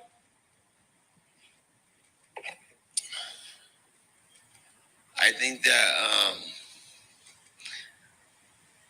I've been stuck in the cage for a long time, and I got to do what I got to do to get the fuck out. Whether it fight the toughest guy, the newest guy, whatever you want to make of him or call him, or anybody, I'm like, I'm just ready to rock and roll. Can I give some backstory real quick on that answer? Mm-hmm. So originally, okay, so Dustin Poirier called out Nate Diaz for a fight. We know that was supposed to happen maybe about two years ago. They actually signed a contract. The fight didn't happen. It fell through. Recently, maybe about a year ago, Dustin Poirier called back out Nate Diaz. Nate Diaz didn't want that fight. So a lot of people are saying, oh, Dana ain't shit. Dana ain't this because you made him fight Khamzat Chimaev for his last fight on his contract, just so you can, you know, disgrace him. So when he goes and he pursues something else, you know, he doesn't look the same, blah, blah, blah. What people don't realize is they're right to an extent because Nate Diaz wanted to fight with Tony Ferguson. And seeing Tony Ferguson on the same card, I almost think it's a shot at Nate Diaz. So real quick, what I'm saying is Nate Diaz wanted to fight Tony Ferguson for his last fight, which would have been, I think that would have been a bigger fight than this, in my personal opinion, but as a main event pay-per-view. But he wanted to fight him. Tony Ferguson responded and said, yes, I do. Now, all of a sudden, what's being floated around? Ultimate Fighter, Tony Ferguson versus Khabib. Khabib will come out of retirement for an Ultimate Fighter with Tony Ferguson. But what if Tony Ferguson loses this fight? Anyways, I'm not gonna go too far on that. But so now all of a sudden, UFC's like, yo, Nate, you got this. If you want to get out of your contract, you want to go make crazy. He's already made really good money, but if you want to get out of his contract, you got to fight Jimmy at 170. And then just to rub it in his face, this is all just me, conspiracy theorists. You know what I'm saying? Nah, you're not wrong. That's a rub in their face, bro. I'm gonna put Tony Ferguson on the same card as you. So you could have fought Tony Ferguson, and not only this, think about how fucked up this is. Tony Ferguson is fighting his first fight at 170. Yo. So that was the because I watched that interview. I was very surprised for Nate to see that because there was a previous interview of Dana talking about him and Nate having a great relationship. Like he was just big up in Nate. Like, I love Nate, all this different stuff. And then to hear Nate speak this way, it's like, but all right. Yeah, that was a little bit of backstory to that. I was seeing all the comments. People was just like, I can't wait for Nate to be down 50-45. And then in the 5th round, hit Chimi off of some shit he didn't expect and just flip him off. I'm like, that shit low-key could happen because we seen Chimiov's tank ain't what it is. Gilbert Burns was giving him that smoke. If it was a 5-round fight, Gilbert Burns probably would have beat that man. I still have Gilbert win this fight, but I do want to say this real quick because I don't want to leave you in the dark. Dub, you got Gilbert. You know, anything we talking about, I know I had Gilbert winning that fight. Oh, okay, yeah. If you remember, he was going live from him. Yeah, remember, I said Gilbert. I said I had Gilbert winning 2 rounds to 1. I think the last Chimiev 2 won the first. It was I thought that was a Paulo Costa, Yoel Romero situation. And I see Chimiev kind of, but I can be proven wrong. But real quick, Dub, you know anything we talking about right now? I don't know if you're hearing anything, but I know it's a lot of MMA, man. You know anybody we talking about? I do. It's interesting. I know certain fighters that y'all are talking about it. I don't know all of them though, and that's why. Hey, I'll sit back and listen. If you get back to basketball, boxing, then I'll jump in. But I will say I do understand what y'all are talking about, and I do know some of the fighters. I don't know all of them. You gotta know who Nate is, man. You gotta know who Nate is. No, I fought with bro. Nate Diaz want all the smoke, and one of the reasons I rock with Nate Diaz is because he want all the smoke. He gonna get in that bitch and he gonna fight. You feel me? Like I done seen Nate Diaz. I done seen multiple Nate Diaz fights. So I rock with him. I rock with Israel Adesanya. There are certain individuals that I know in the sport. I don't follow the sport like y'all do, but at the same time, I do watch it. But at the same time, I'm not gonna get up here and cap like I know what the fuck y'all talking about when I don't know what y'all talking about. Respectfully. Bruh. So if they get back to, go ahead. I don't know if you ever seen any of the Fluence lines or anything like that. But one day, man, when we going live for the for like a big MMA card, man, you gotta jump in. You gotta watch the joint, man. I'm telling you, man. If you love boxing, you gotta appreciate at least to the very little MMA, man, because if you got the highest level of it, it's fire, man. I'm telling you. And the thing with the MMA, bro, like I've seen fights, and you may be naming fighters that I've seen, but I don't follow it that way. So even if you naming them, I'm not gonna remember the individuals I've seen, if that makes sense. And so I've seen big fights, and I enjoy the sport. I do. Some of this shit I don't understand, to be quite honest. Some of it I don't understand. But at the same time, I understand knockouts. I understand chokeouts, your submissions. I understand that shit. But at the same time, it's like, bro, like when I'm looking at a fight and I see a nigga piecing somebody up and then he get took down, well, the takedown don't mean nearly, in my opinion, when he piecing a motherfucker up, bro. And so I can't be unbiased when judging it, and that's the only reason I listen to y'all cook. And if it get back to something I can talk about, then I'm here. If it don't, I'm still gonna be listening. I respect that. I will say this: I'm like, if there was one fight you want to watch, there ain't gonna be no takedowns, unless all of a sudden, you know what I'm saying, Chimiev's just getting pieced up by Nate Diaz. That's a fight to watch. And Lee versus Ferguson, like both of those, the co-main event and the main event. Tony Ferguson ain't finna be looking to take down nobody. Lee ain't finna be looking to take down nobody, man. It's finna be fire. Now I'm not, because let me ask you this, then. How do you feel about this being a pay-per-view card? Do you think it is a pay-per-view card? No. Only reason you get pay-per-view is just because of Nate and how his fan base is crazy. And the what if factor behind Chimaev. If me personally, I feel like all that went away when he fought Gilbert Burns. I feel like we saw the fighter he was. I'm like, hey, when you get tested, deep waters, when you couldn't knock somebody out, when you couldn't, get him to the ground and wrestle, you just like everybody else. No disrespect. And that's why I talk about that last fight being similar to the Paulo Costa fight. You feel what I'm saying? Whereas the Paulo Costa versus Yoel Romero fight. Because I'm like, in my personal opinion, he lost that fight to Yoel Romero. Okay, easy. They wanted to push him. They wanted to make him a star. Now look at his career. He's still doing his thing, but it's like, all right, you beat Luke Rockhold, but everyone's talking about Luke Rockhold. So not to make it long-winded over the top, but I think Chimaev beats Diaz, but what if we see Diaz? You know what I'm saying? Like, if it goes past if he can go 5 rounds with Leon Edwards, I think he can go 5 rounds with Chimaev. Shit, you know what I'm saying? And that's what I'm trying to like. In my personal opinion, I think Diaz is going to outstrike Chimaev. I think Chimaev he's going to start wrestling. I think it's going to become a wrestle fest. That's my personal opinion. I think that's what's going to happen. You don't want to be on them feet with Nate, boy. Nate got. That's what I think. Dang. That's right. Because I'm like Leon Edwards. You showed how Go ahead. My bad. No, my bad. I was just wondering, was this Nate's first fight at 170? No, he fought Leon Edwards. Oh, okay. Yeah. Hey, can I ask y'all a question? Yeah. Who's a bit or who's a better striker than Nate Diaz is? In the MMA? Or are you talking about the no. In just MMA, who's a better striker than Nate Diaz? In his particular weight class? Preferably. Okay, go ahead, Zen. You got something? He's 155, right? You can go 155 or one. Yeah, let's go 155 start off. But he moving. He moving up in this fight? Yeah, he's a natural 155er. Like his career where he fought at 155, but recently he's fight at 170. So yeah, I thought he was moving up. Okay, go ahead. My bad. My apologies. No, you good. Man, you good. Shit. Let me see. I gotta think. For me right now, if you want to talk about current, obviously we got to go with the champ Leon Edwards. Much better striker than he is. If we're talking about at 170, if we're talking about 155, Jose Masvidal. Yeah, I guess Masvidal can punch now. He can punch, but is he a better striker than Nate Diaz? Did you not see that last fight? But I did.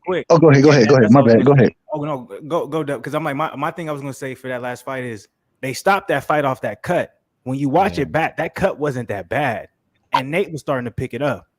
He was. He said he was gonna pick it up to 4th and 5th. He said because he didn't have enough for the whole. That's what he does. That's like we all know that.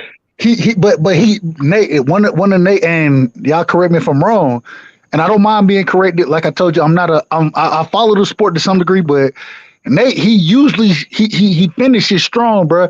The 4th, 5th round, bro, is usually Nate Diaz's rounds that he really get his shit off. When his opponent is a little more tired, fatigued, he still is able to let his hands go. And that's just my opinion. I'm gonna let y'all cook on that. My bad. No, I agree with that. When I look back kind of at that fight, I think personally that was kind of rigged because now not rigged, but I'm like when you look at everything, they were trying to build up Jorge Masvidal at that time, like the whole and to bring him to where he is now, so they can make the mega fight. But that's me just randomly off the top of my head, just thinking that'd be the case, But yeah, would you want to see I would want to see that fight again. To be real with you. Agreed, and I want to see this shit. And once again, I think Jorge Masvidal, in my opinion, you know what I mean. He can fight, bro. Like, and it's interesting when you watch the sport of boxing versus MMA.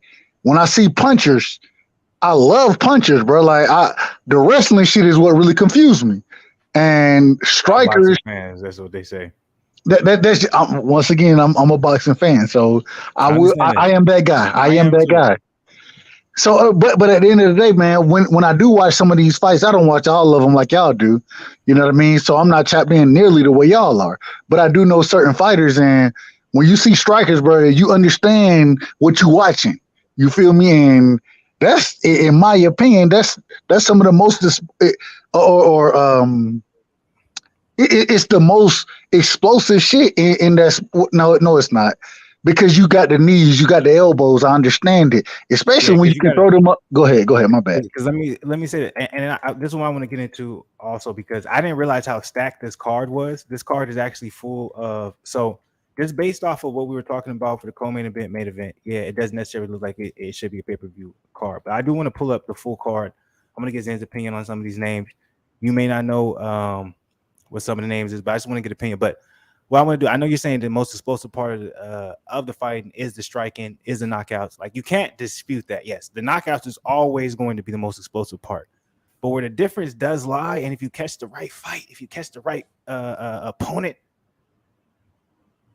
it, like you said, it comes from the knees, it comes from the elbows. Like, we just watched Demetrius Johnson throw a that flying knee was crazy. And if you watch it correctly, what he did was he was feinting a left knee. I wish I could show you guys. He was feinting a left knee. It had Mariah's so off guard that he threw a very loose left hook. And DJ, he just slipped it. He threw a right hand over the top, hurt him, allowed him to go to the cage, and then that's when the left knee came. It's like the beauty in this sport is very similar to boxing. It's just there's a lot kind of more things going on. It's newer, etc. Real quick question. Is a knee considered a strike? Absolutely. It is. Absolutely. Yeah, but it depends on the organization you're talking about, though. The UFC, you can't knee them when they're down. Like, if on the ground, right? Their hand is down, you can't do it. No, and you can kick them in the leg and shit, but you can't. Yeah, I got that. But in one championship where Demetrius Johnson is, that's a overseas organization. You can knee them when they're down. So hold on. I get it. So in certain, respectfully, my apologies. In certain organizations, you can knee an individual when they're on the ground. Yes. God damn, that shit brutal. My bad. Go ahead. The right fight is the MMA is a beautiful thing, man. MMA is a beautiful thing, but I don't want to see a motherfucker get his ass kneed on the motherfucking. That's like stumping somebody out, bro. That's like stumping somebody out. I'm gonna tell you right now, somebody getting kneed in the head does not look any worse than Bernard Hopkins getting thrown through the ropes and landing on an announcer table.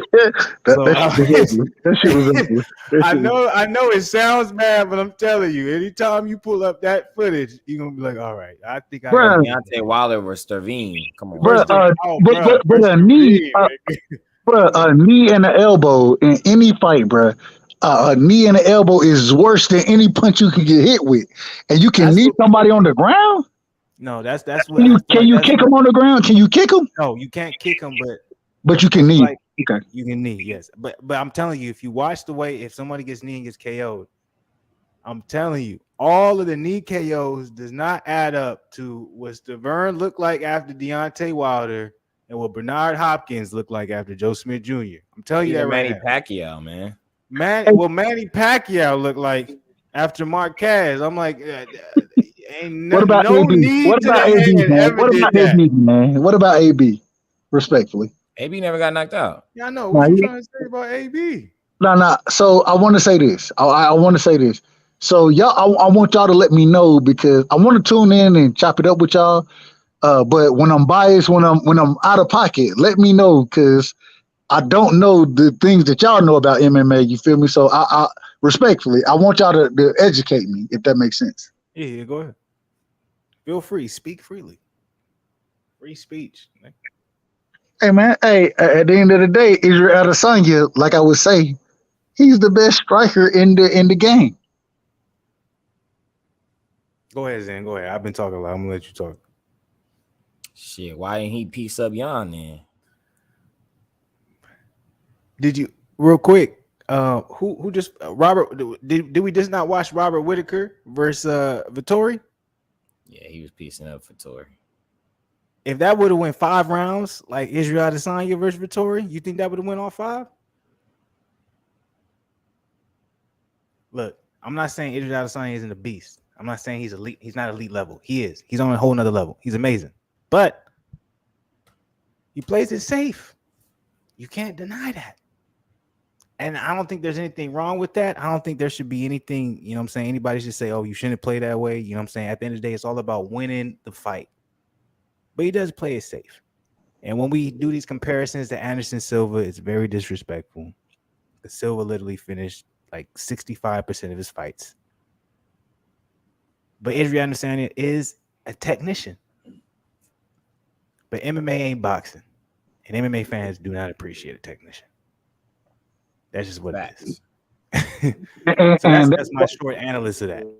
Go ahead. I was just gonna say that maybe my bias is I love Mike Tyson. Me and Mike Tyson got the same birthday. That's the only reason I love Mike Tyson the way I do. Outside of Mike Tyson, any other fighter you name, they're technicians. I love a technician in the sport. And so maybe that's why I rock with Idra. And to be quite honest, I don't really understand when you say a technician in the sport of MMA because I don't understand the grappling of it, if that makes sense. And so I don't know what a technician fully encompasses in that sport. But what I will say is when I watch Izzy fight, I be hyped up about that shit. You feel me? It was the same thing with John Jones. And so it may be a bias. It ain't even a bias because Khabib, when he fight, bro, I was hyped up about that shit. And when niggas can put you in submission, right?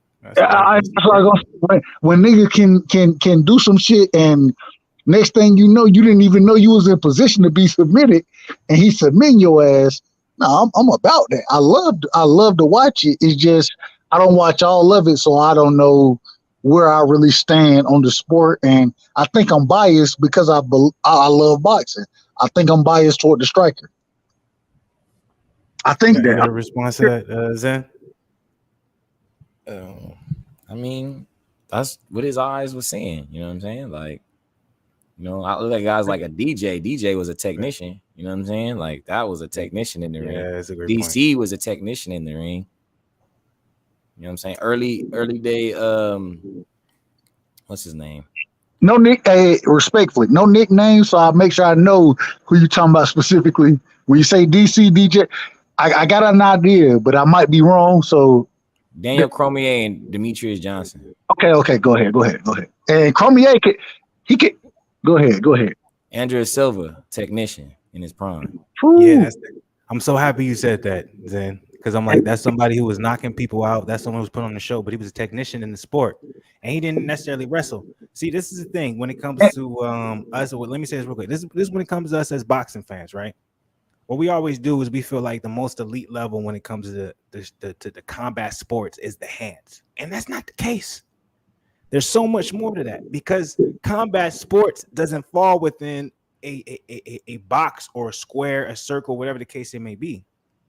Combat sports is actually expanding now. But I'm like, if you want to talk about the most ancient arts when it comes to combat sports, there's boxing, there's Muay Thai, there's kickboxing, there's MMA is relatively new. I will give people that is new. That's just a mixture of everything. But like in reality, there's Jeet-Kune-Do, Taekwondo, there's karate, like all these things are all part and I'm getting to like that's the boring shit. I'm sorry. So can I say one thing? But we go ahead. The thing is, and I agree with you. I agree 100%. The problem is when I was growing up, you feel me? And I think this is what it comes back for me at least. When I was growing up, niggas start to fight, right? Once somebody take each other down, now we break that shit up. Hell no, throw your hands, nigga, fight. That's true. It ain't about wrestling. We ain't trying to do none of that. I want to see you get your hands off. And when you do take somebody down, nigga, we jumping in to stop the shit. We gonna get both y'all back on y'all feet, and y'all can swing with each other. That's how we looked at it. And because of that, I think that kind of, I'm not saying it's right or wrong. I'm just saying I think that goes into how I look at shit now. So I'm not saying it's right or wrong. It's just I respect that, but I respect that. But we can't also argue with someone and say, "Oh man, like look how technical that person is. He's throwing a jab, he's throwing the two behind it. You know what I'm saying? He's slipping, he's making sure the footwork is on point." So it's like we can't at one point implement, you know what I'm saying, rules that aren't based off of technique and aren't based off of art. So I'm like, yeah, we may not, when we was doing that, okay, we got to break it up. But I'm like, reality, if we're talking about sports with rules, now I'm gonna be honest with you. I don't like when somebody just wrestle just to wrestle and there's nothing behind it. But I also don't like when someone's a technician and they not causing any damage. and they just doing it. This, you know what I'm saying? There's two sides to every coin. You know what I'm saying? There is active, offensive, wrestling, and there's defensive wrestling. Like it all depends on who you watching. And Daniel Cormier was an offensive wrestler. Go ahead. It seemed like Zen want to say something. Oh no, I was just ain't nobody want to watch a nigga just dribble. You know what I'm saying? Get somewhere, nigga. Do something with your dribble. It's funny because one of my best friends, Big Kel, this nigga, when he was fighting a nigga one time, he was able to bounce his ass, get on top of him, and start pounding him. Nah, nigga, we grabbed his ass. Was like, man, hell nah, get the fuck up, bro. Fight this nigga, bro. Fight him. No, I don't want to see that you on top of the nigga scrubbing his ass. Fight the nigga, bro. Fight him. Give him a chance the same way I want you to have a chance. Let your hands go. And once again, I think that's my bias in it, because if I'm gonna do it for my best friend, then damn it, that's just not how I look at it. But I do understand where you're coming from, and when you are watching MMA and niggas can put certain holes on motherfuckers, you can choke a motherfucker out, where you can goddamn gain or use your understand this shit. Gain day back. It is deadly. That shit different, and it make respectfully, it make bitches feel like they can just conquer the world. They can go learn a chokehold, and they'll be like, I could choke any motherfucker out. But look, I'm gonna say this real quick, Zen, because I know you had another topic you wanted to hit. We can just do the Raising Canaan, you know what I'm saying? Wind it down. All right, so my bad. Next, bad, no, bro. you good. We over here, we chilling. We have a good time. All right, so next topic we're gonna get into. We're gonna get into TV show side of the game. You feel me? First and foremost, we're gonna talk about some of the Raising Canaan episodes, and then after the Raising Canaan episodes, any good TV shows just off the top want to plug, want to see, because I need some, to be honest with you. Is Raising Canaan, is that the that's the shit that's a spinoff off of goddamn, what's that shit called? Power, bro. Power, yeah. So I watch. Go ahead. Y'all go ahead. Y'all cook on it. My bad. Actually, because I got to use the bathroom again, so I was setting it up so Z could present it, and I could go use the bathroom. Motherfucker, bro. Hey Z, you can't tell me you ever went to the bathroom as much as this nigga does. Respectfully. Always, hey, look, see, it's funny. I like that Dub said that, because Zimby, he be trying to talk shit about me. Hey, I drink a lot of water. I run a lot of miles. I ain't ate, so I haven't ate all day. So all I got in me is just liquid. So when I'm at this point now, and I'm at the Fluence level, you know what I'm saying? Gotta get out your system. That's just how my system runs. Y'all hating on me. No, I'm just playing. I respect. But I'll be right back. I'll get this handled. But go ahead. I'm gonna let Zen present the topic. You know what I'm saying? Because it seemed like he got it right up on his phone. Look, you just already presented it, nigga. We recapping Raising Canaan, nigga. All right, god damn it. Go ahead. Well, damn it, let me ask a question. If he didn't present, can I ask a question? God damn it. Yeah, go ahead. And I know my brother Goosey Gones, he asking you, bro. So how the fuck we get on series? Okay. What you think about the Blacklist, bro? Do you fuck with the Blacklist? Yeah, I was fucking with it. I had stopped watching it. I think, was it season 5? It was after Tom got. Oh, I'm over here. No, I'm with you. I'm all the way with you, bro. What season you on?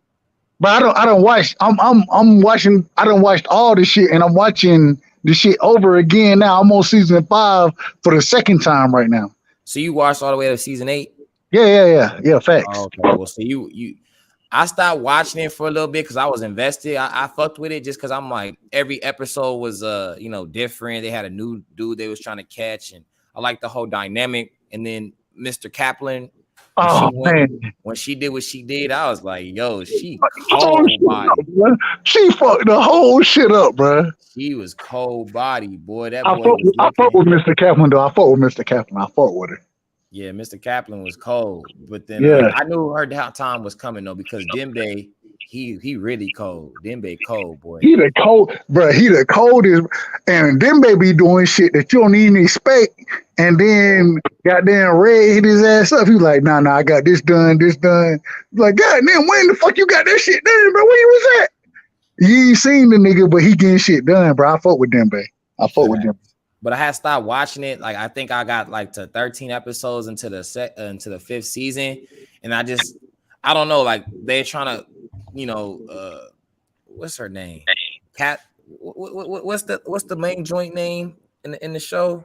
Liz. There you go. Liz. After Tom died, like she trying to figure out what's in the suitcase. They been trying to make it seem like I like the dude that plays Reverend Reddington to stay Reverend Reddington. So I think I was like disinterested because I'm like, I know they're gonna figure out that this must not be him, and then he's gonna have to change. Everything's gonna just change. Like I like how the dynamic was before, but maybe it's gonna be better towards the end. So, bro, I ain't gonna lie to you. It's crazy because, so like I said, I done seen all the shit. You feel me? The new episodes and everything, and then I went back and watched it from I'm on season 5, episode 2 right now. You feel me? So I done watched it, finished it, and then going back and watching it, and I understand exactly what you're talking about. At some point in time, bro, you can't be this motherfucking dumb. And man, I don't understand how y'all done let this nigga. And I fuck with Red, bro. I fuck with him, but at the same time, bro, y'all done let this nigga come up, got there, get brought down. Y'all done went as the FBI. Y'all done went and arrested and killed motherfuckers for him, and now he coming back up.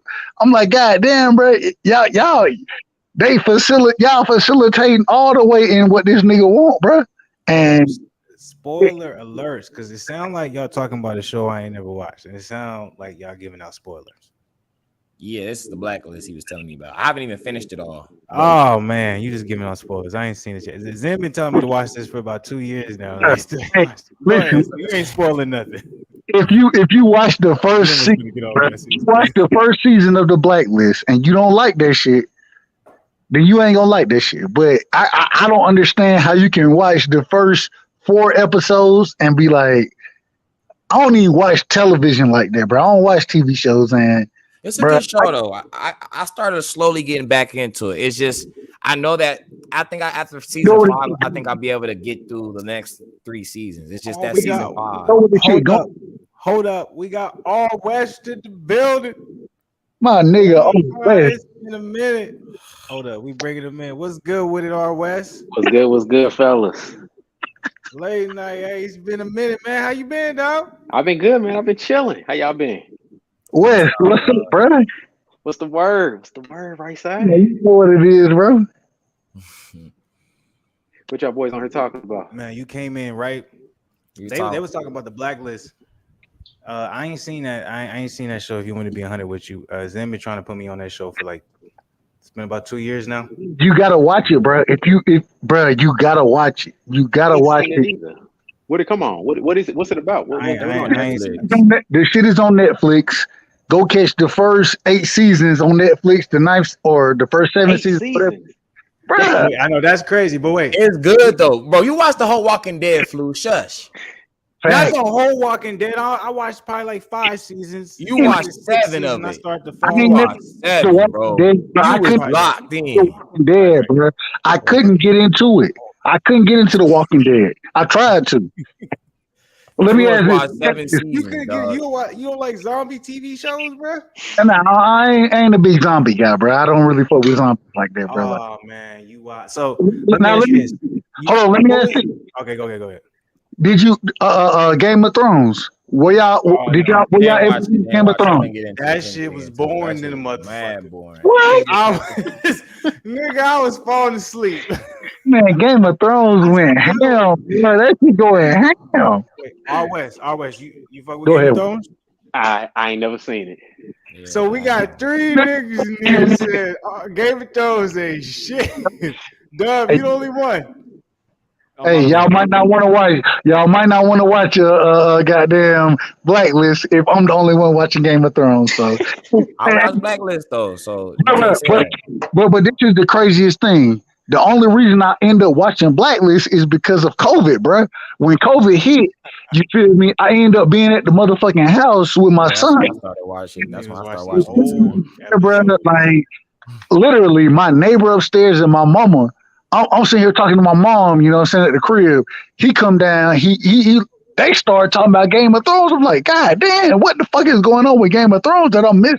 And so I went and watched it, and I ain't gonna lie to you, the shit went in, bro. The shit went in. I'm watching motherfucking House of Dragons right now, and I'm excited about this shit. Respect. He a Game of Thrones fan. Look, I'm gonna be 100. Me I'm a fan. personally, I couldn't get in the game. I tried 3 episodes.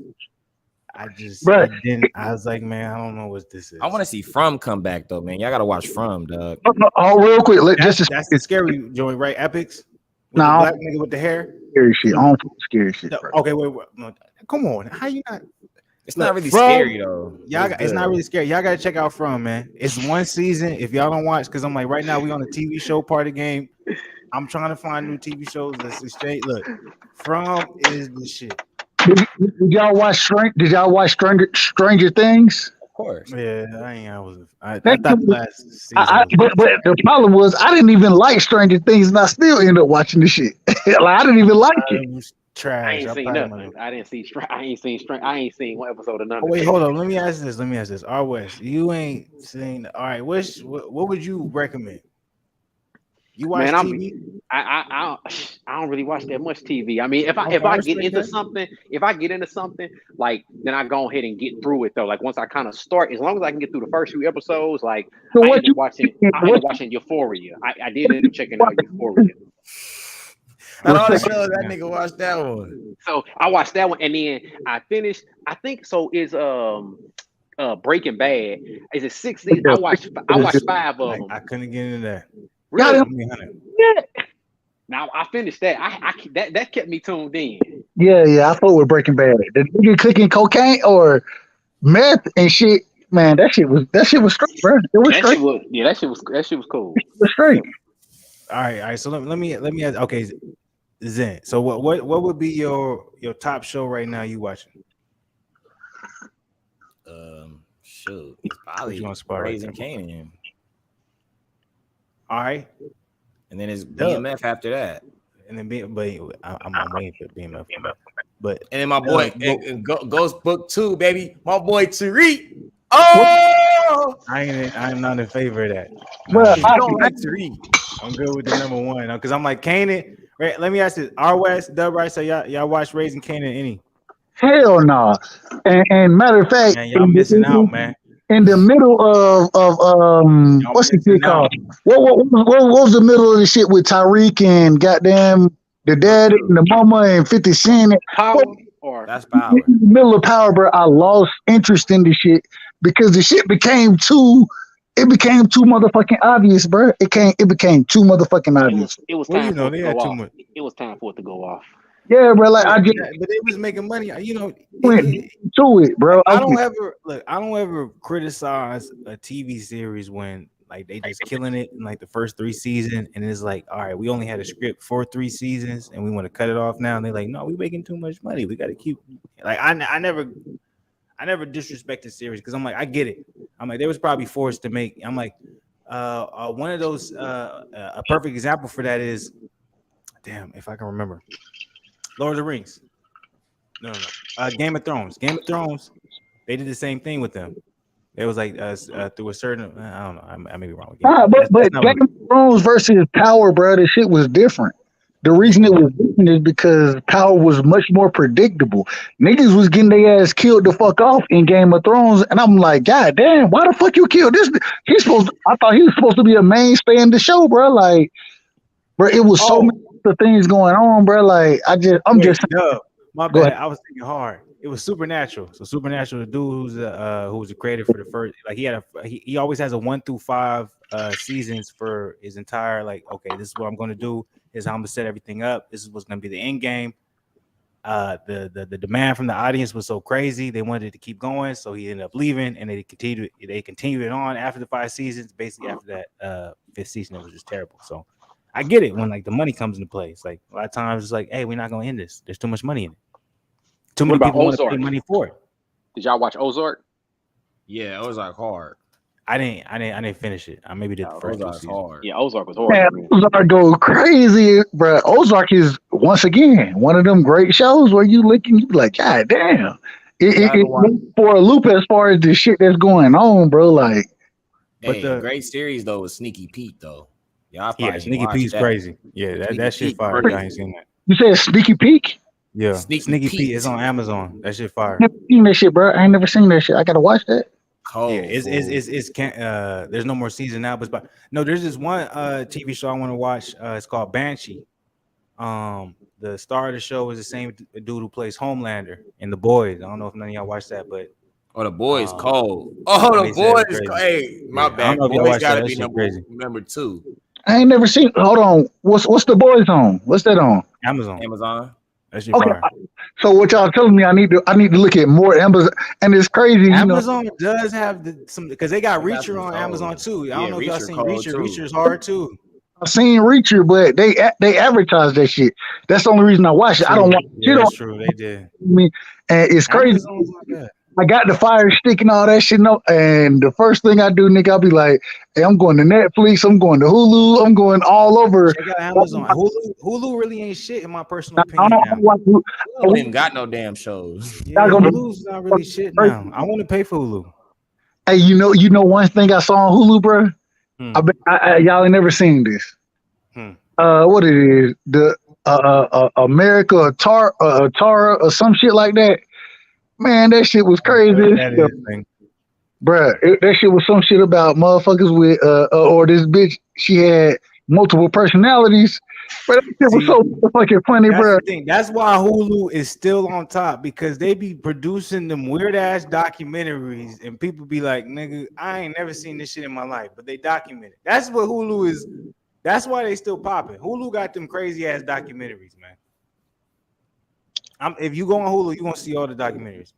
If you want to go for good TV shows, I think Amazon. I don't want to say they got the best, but Amazon got some fire ass TV shows. They got for sure some good ones. The shit done got crazy because it's between Amazon, between Netflix. Then you got, and I'm a Avenger fan. You feel me? Well, my son is, so that made me one anyway. Anyway. So you got Disney Plus, you got to bring it to this motherfucker, which goes in ESPN Plus. So it makes sense. The Mandalorian's good though. I like the Mandalorian. Hey, the Mandalorian is the only thing good on Disney right now. Bro, that shit good as fuck. But like, I was shocked that shit was gonna be as good as it was, bro. I didn't think Mandalorian would be halfway what it was. Wait. I want to get Zen. What's your opinion on the Amazon shows? What's your favorite Amazon show right now? Because I'm like, if R West you don't have Amazon, Dub Right say you don't have Amazon, I'm telling you, I'm not the person to advocate for any of these fucking apps. I'm like, nigga, if you can, there's actually a site you can go and you can find all this shit for free, so you don't have to stop. But what was that cowboy show you wanted me to watch, Flu? It was like a Western show. Bro, I can't remember it off the top of my head. Damn, that was from AMC though. AMC has some fire shit too. Man, fuck AMC, bro. Hey, if you want to, I'm telling you, bro. Was go watch. I think it was the Sons of Anarchy though. That was good though. I fucked with the Sons of Anarchy. I ain't seen this. They keep telling me that shit is good, bro. I ain't never seen this. It's crazy. Good dog. It's game. Hey y'all. Hey, look. If y'all ain't never seen it, it's on AMC. It's The Dirty Black Bag. I'm telling y'all right now, man. That shit is. That's the name of the show. That's the name of the show. The Dirty Black Bag. I'm about to watch it because it's a Western, and usually Westerns is good. Because Harder They Fall was regular Western. I'm telling you, motherfuckers getting their heads blown off. It's crazy. I'm telling you, I can't wait for the second season. If it gets approved, I don't know if it hasn't get approved for the second season yet. But R West and Dub Side, y'all missing a master performance from Joey Badass. That motherfucker is playing the hell out of his role on Raising Kanan. Y'all tried to change the subject. Talk about it, Zen. Joey Badass, and y'all know who Joey Badass is. Joey Badass is killing his role. I'm trying to tell you, like, he's making me believe he's that person in real life. Omar Epps. Omar Epps is bodying his role too. I'm telling y'all, man. Epps is doing crazy on Raising Kanan. Raising Kanan, I'm telling you, they got a good cast. Y'all gonna fuck with Rock. Wait, Dub, real quick. Okay, go ahead. The young man that's supposed to play Kanan. Does this nigga not sound just like 50? Like, I'm like, this is great. Like, bro, every year I'll be like, this like, how? But I like the person that they got playing Jukebox though. I'm telling you, Juke be killing. Wait a minute. So Raising Kanan is the prequel to Power, correct? Yeah, it's before. It's basically showing you how Kanan became Kanan. Yeah, it's not a prequel to Power. It's not a prequel to Power. It's a prequel to Kanan, the character. Kanan got a show.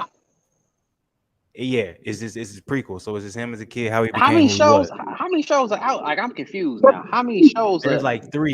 There's So like it's 3. Power, and there's Power Book 2 with Tariq. That's the 4. continuation of I don't the watch that original one. Power. Raising You Kanan watch is that just shit. strictly on Kanan and how he became the person he was. And Yo, that then was they fire. got Power Book 4 with Tommy, which is weak to me. And that's cool. That's cool. it's weak. Wait a minute. So you Yeah, said Zen don't fuck with that one. Me personally, I'm like, it's cool. They got enough shit They happening. killed Jeremiah in the weakest way. Yeah, I was cool. Go ahead. as well as Raising Kanan, and Kanan is 6 shows. It's 4. It's 4. It's Power Universe. It's the whole universe. So it's like they got a whole bunch of branch off shows. Not all of them are good, but I'll say this: the most Power is Marvel now. So Power is Marvel. Yeah. Damn.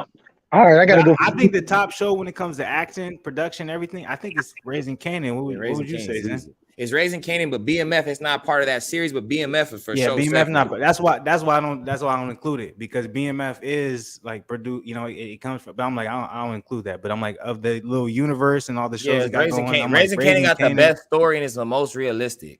Yep.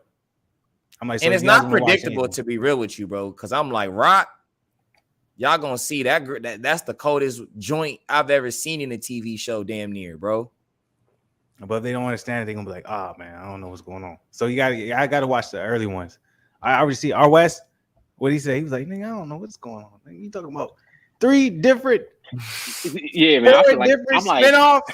I'm like, man, either like I'm out of touch or y'all just like, because like some of these shows, like man, I ain't never even heard of some of these shows. Either y'all like TV buffs. Or, like, look, they done educated me tonight on multiple levels, bro.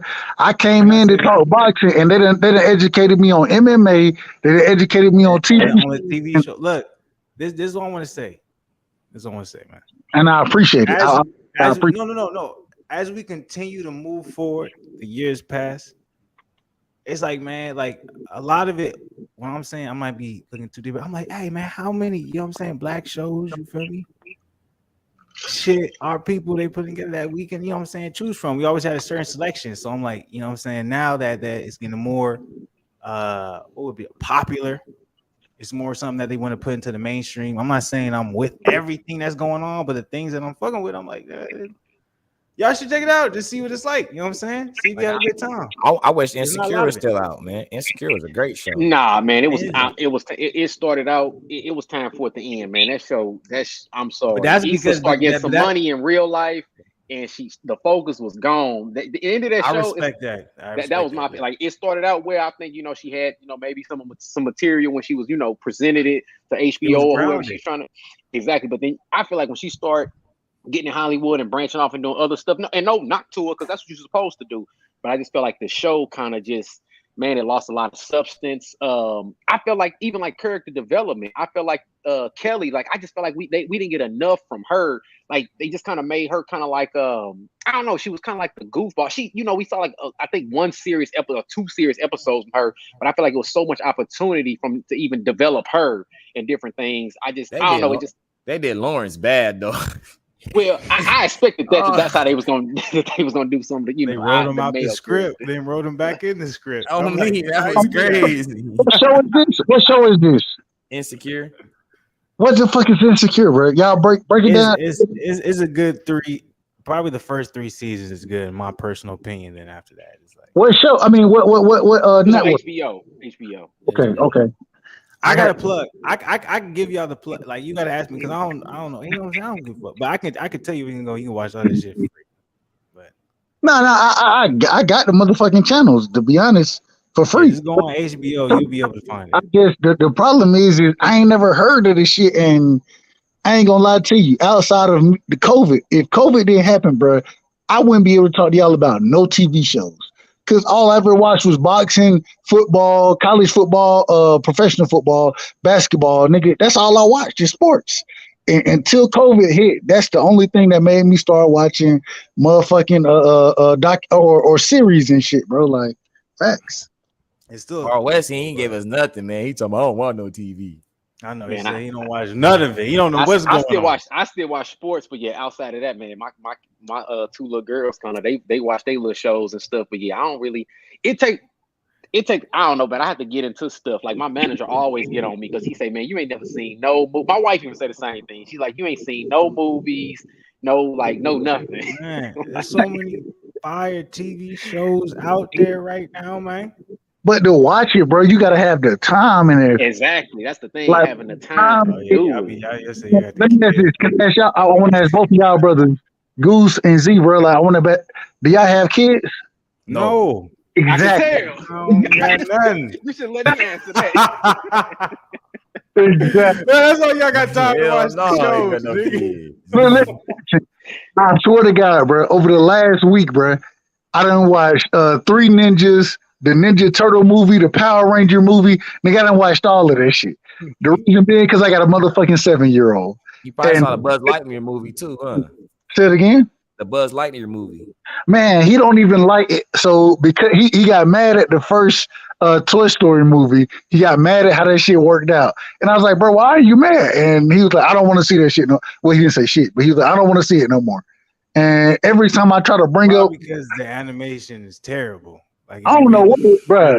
Man, this Toy Story movie, the animation compared to now is just, bro, it's way worse animation. And bro, I don't know what it was, but he took personal offense to something that happened in that movie.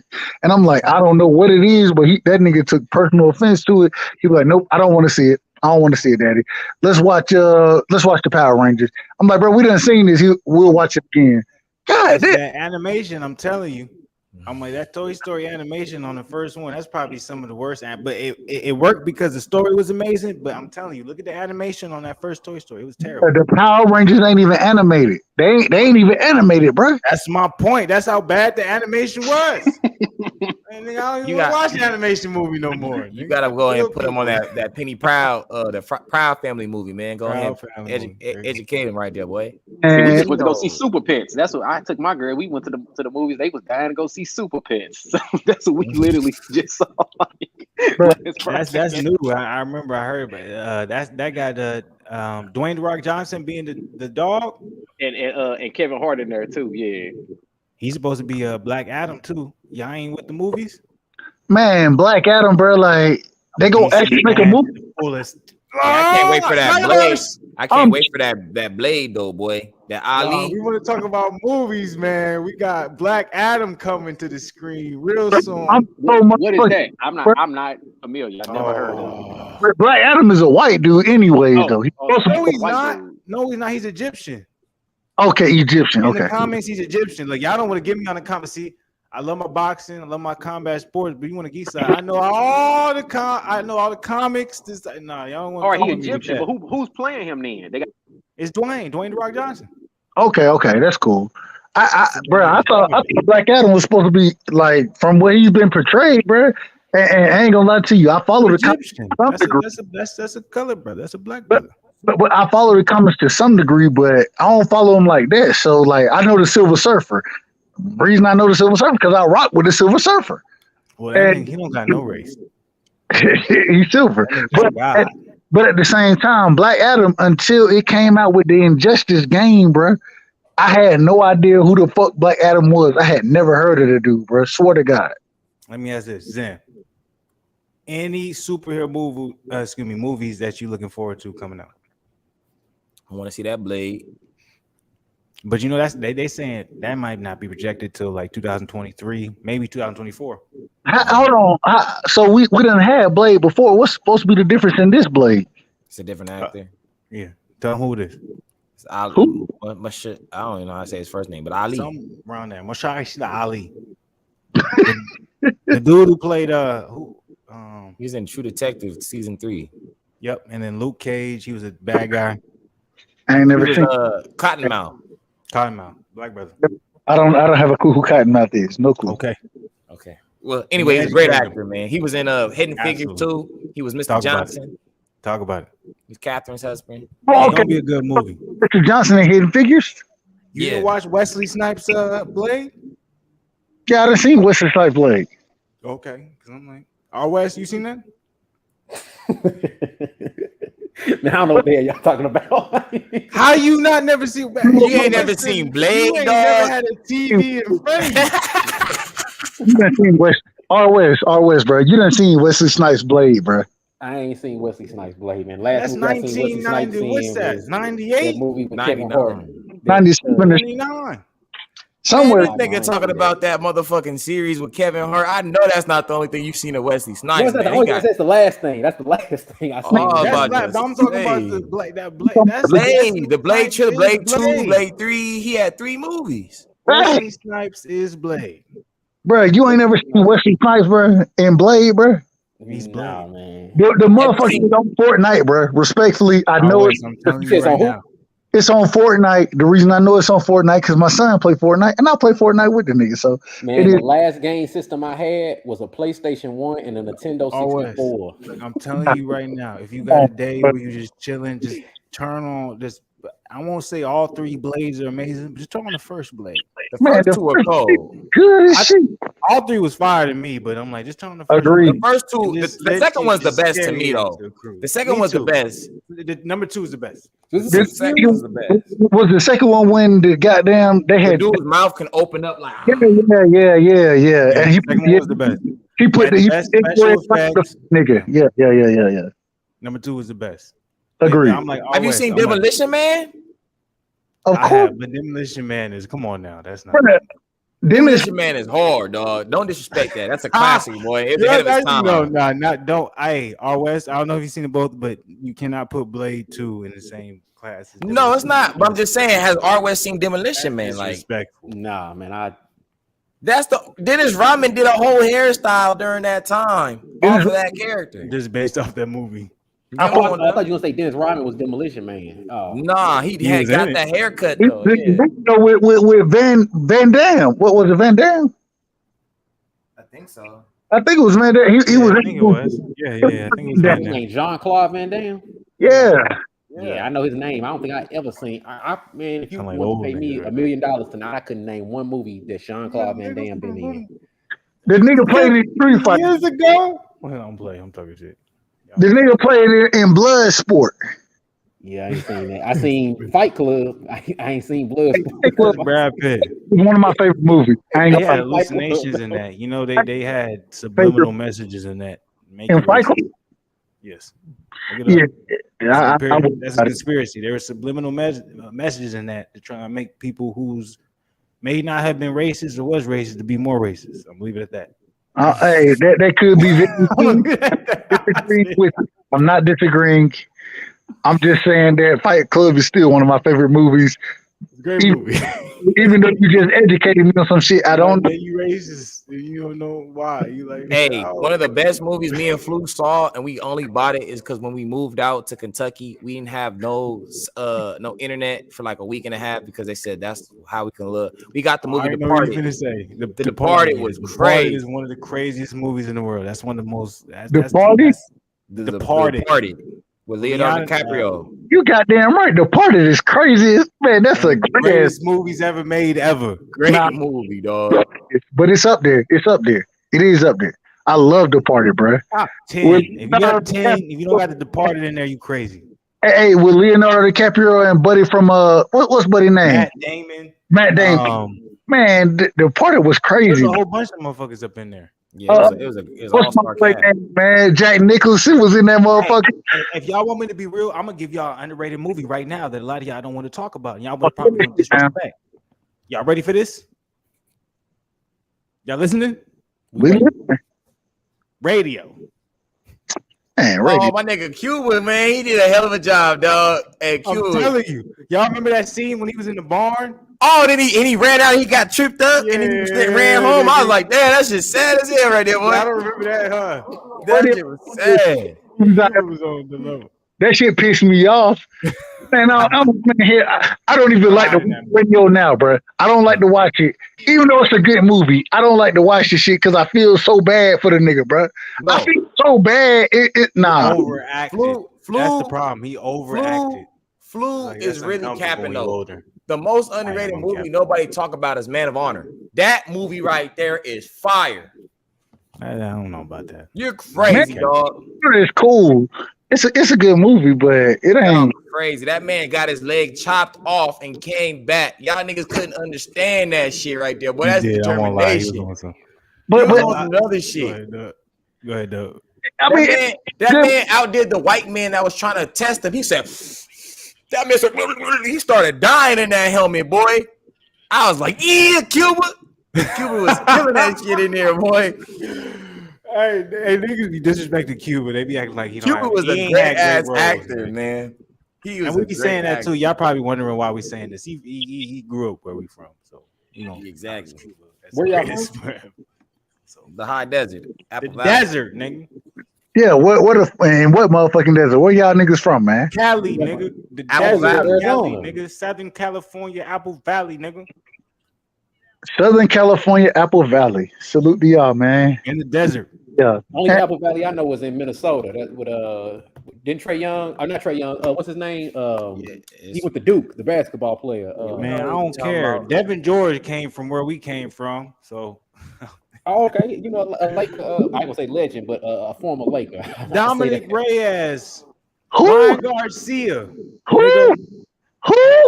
You know Ryan Garcia. Y'all don't want me to start naming Georgia legends. Y'all don't want me to do that because it don't compare. It don't compare. So I'm not gonna do it. I'm not gonna do that. I'm gonna be respectful. Man, Ryan Garcia. You said Georgia. That's the whole state. That's what I was talking about. The county. You gonna go to the state? You don't want to fuck with our state, boy. Our state crazy. I was saying the same. I was like, nigga, we're talking about our specific area, nigga. City. Like, we're talking about the city we grew up in. Like, nigga, talk about your city. So this is the problem. This is the difference right here. This is the my birth certificate right now. I was born in LA County. This is the difference. This is the difference. California big as shit, bro. You can't say you done lived in every part of California. I can tell you that I done lived in 3 parts of Georgia, with there being a 4th that I haven't, which is North Georgia. But I done lived in Atlanta. I done lived in Middle Georgia. I done lived in South Georgia. And so it's a difference because I can relate to my state, whereas y'all, because the state's so big, respectfully, and I give y'all credit for repping where y'all from.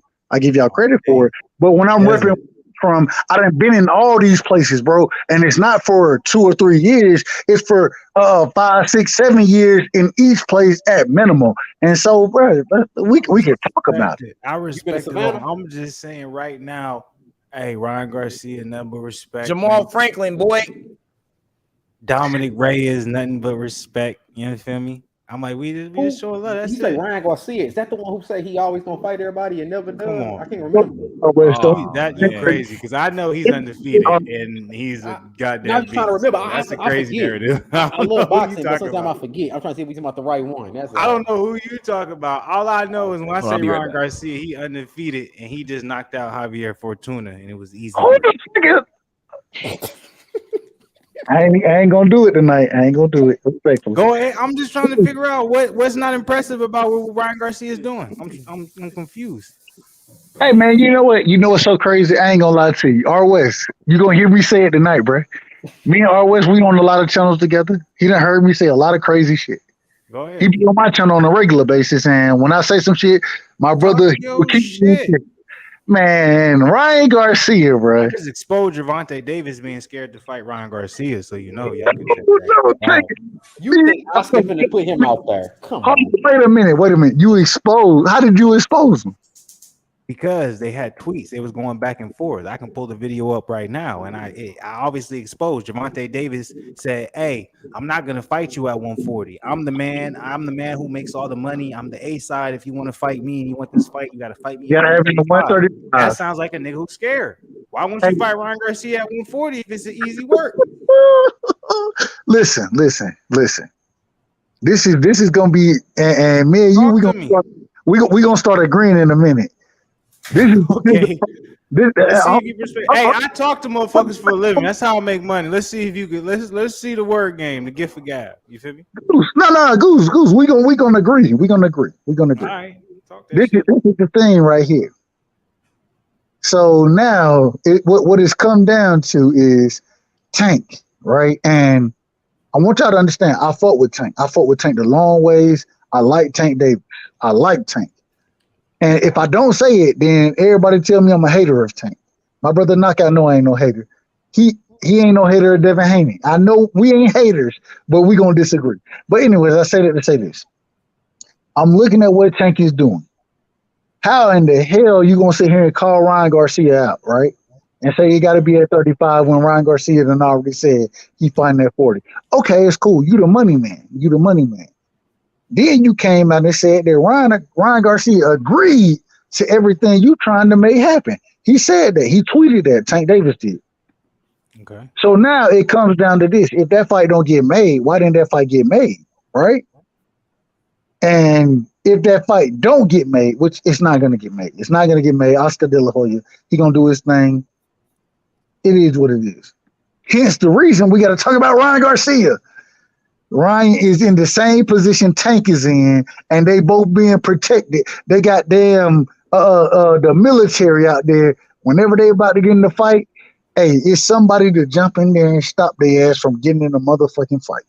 Whether it's Floyd Mayweather, whether it's Oscar De La Hoya, whether it's Stephen Espinosa, Leonard Ellaby, Bernard Hopkins, whoever it is. What's my boy name with the zone right now? Eddie Hearns. It don't matter who it is, as long as I'm promoting you. And this is the big fight. No, y'all can call each other out all y'all want to. Y'all can clout chase each other. Y'all can build each other name. But we ain't finna let this shit happen right now. Throw your boy Devin in there too now. I ain't trying to cut you off, Dub, but throw I'm sorry. Bill Haney doing a lot of capping, man. I'm sorry. Bill Haney doing a lot of capping. R West. And you know I keep it a buck, bro. Throw Devin Haney in that motherfucker too. Because you've been calling out motherfuckers and you know you got the fight. And I always say, I think he's going to beat the shit out of Cambosa. But you know you got that fight, but you calling motherfuckers out. So now, put Devin Haney in there too.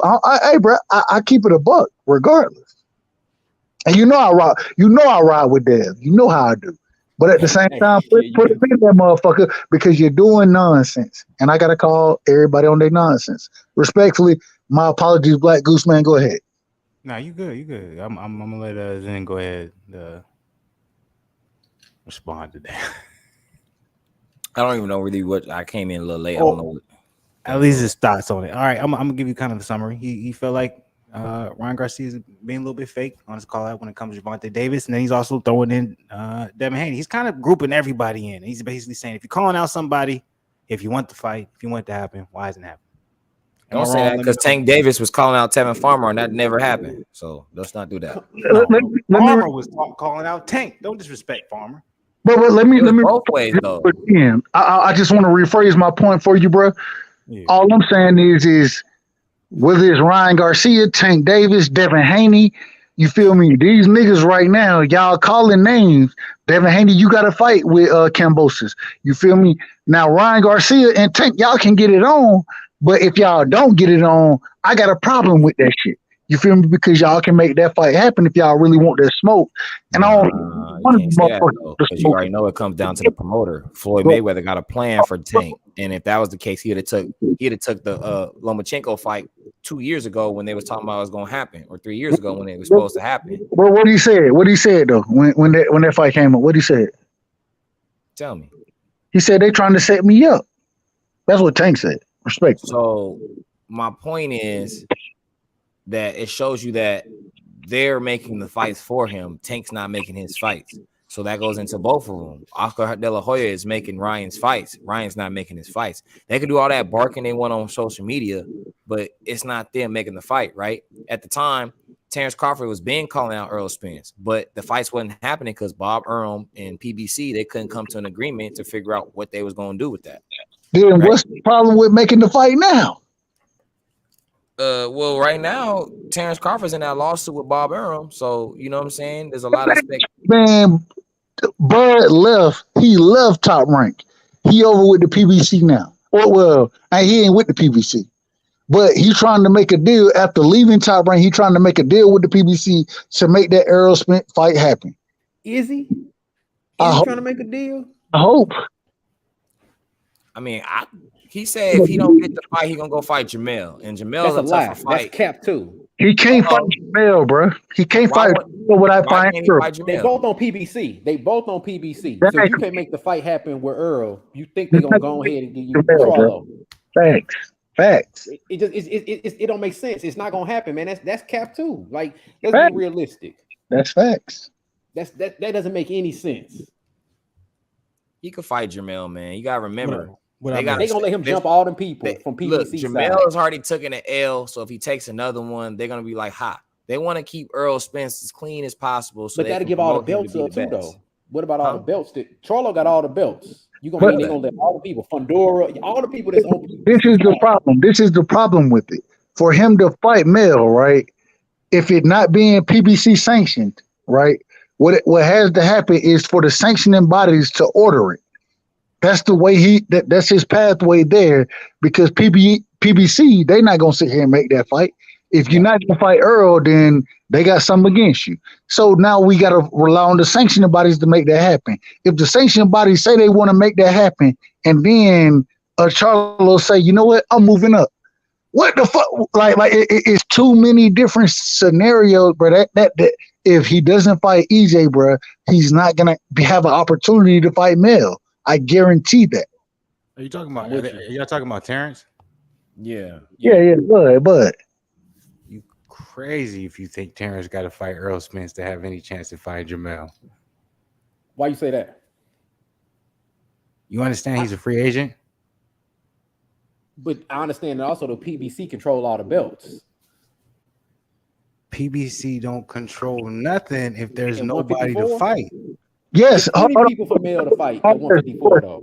Go ahead, always go, bro. My bad, bro. Go ahead, bro. Go ahead. Ask that's all that question again. I said there's plenty of people for Mel to fight at 154. Who? I'll speak. Oh, go ahead, always. You got Fundora. You got Tim Zoo. Tim Zoo's not with PBC. Tim Zoo is the next fight, though. I was gonna say that's his fight. He's a mandatory, but he's not with PBC. But he's fighting him next in January. Mel is fighting Tim Zoo in January, bro. I think January 4th. That's a whole nother year, right? I mean, fight Crawford, but in the meantime, 2023. Yeah, it's 2023. So we're talking about a whole nother year, and we don't have an actual date confirmed.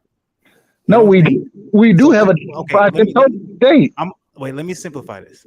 What's the bigger fight? Terrence Crawford versus Jamel Charlo, or Jamel Charlo versus Tim Zoo? It's not about the bigger fight, though. That's the problem. It's always about money.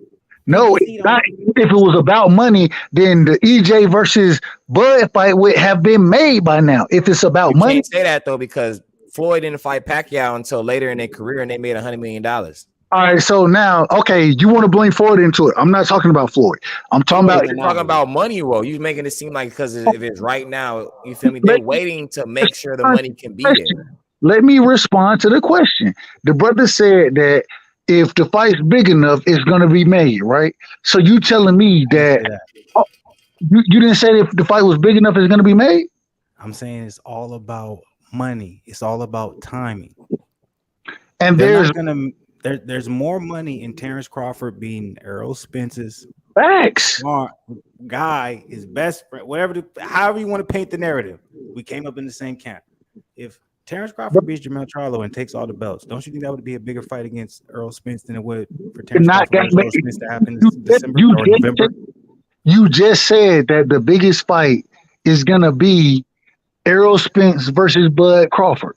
If that fight does not happen, you have to understand that Errol Spence and Charlo are both with the PBC. If you screw Al gonna screw you. You feel me? And you're not gonna get the fights that you're looking for.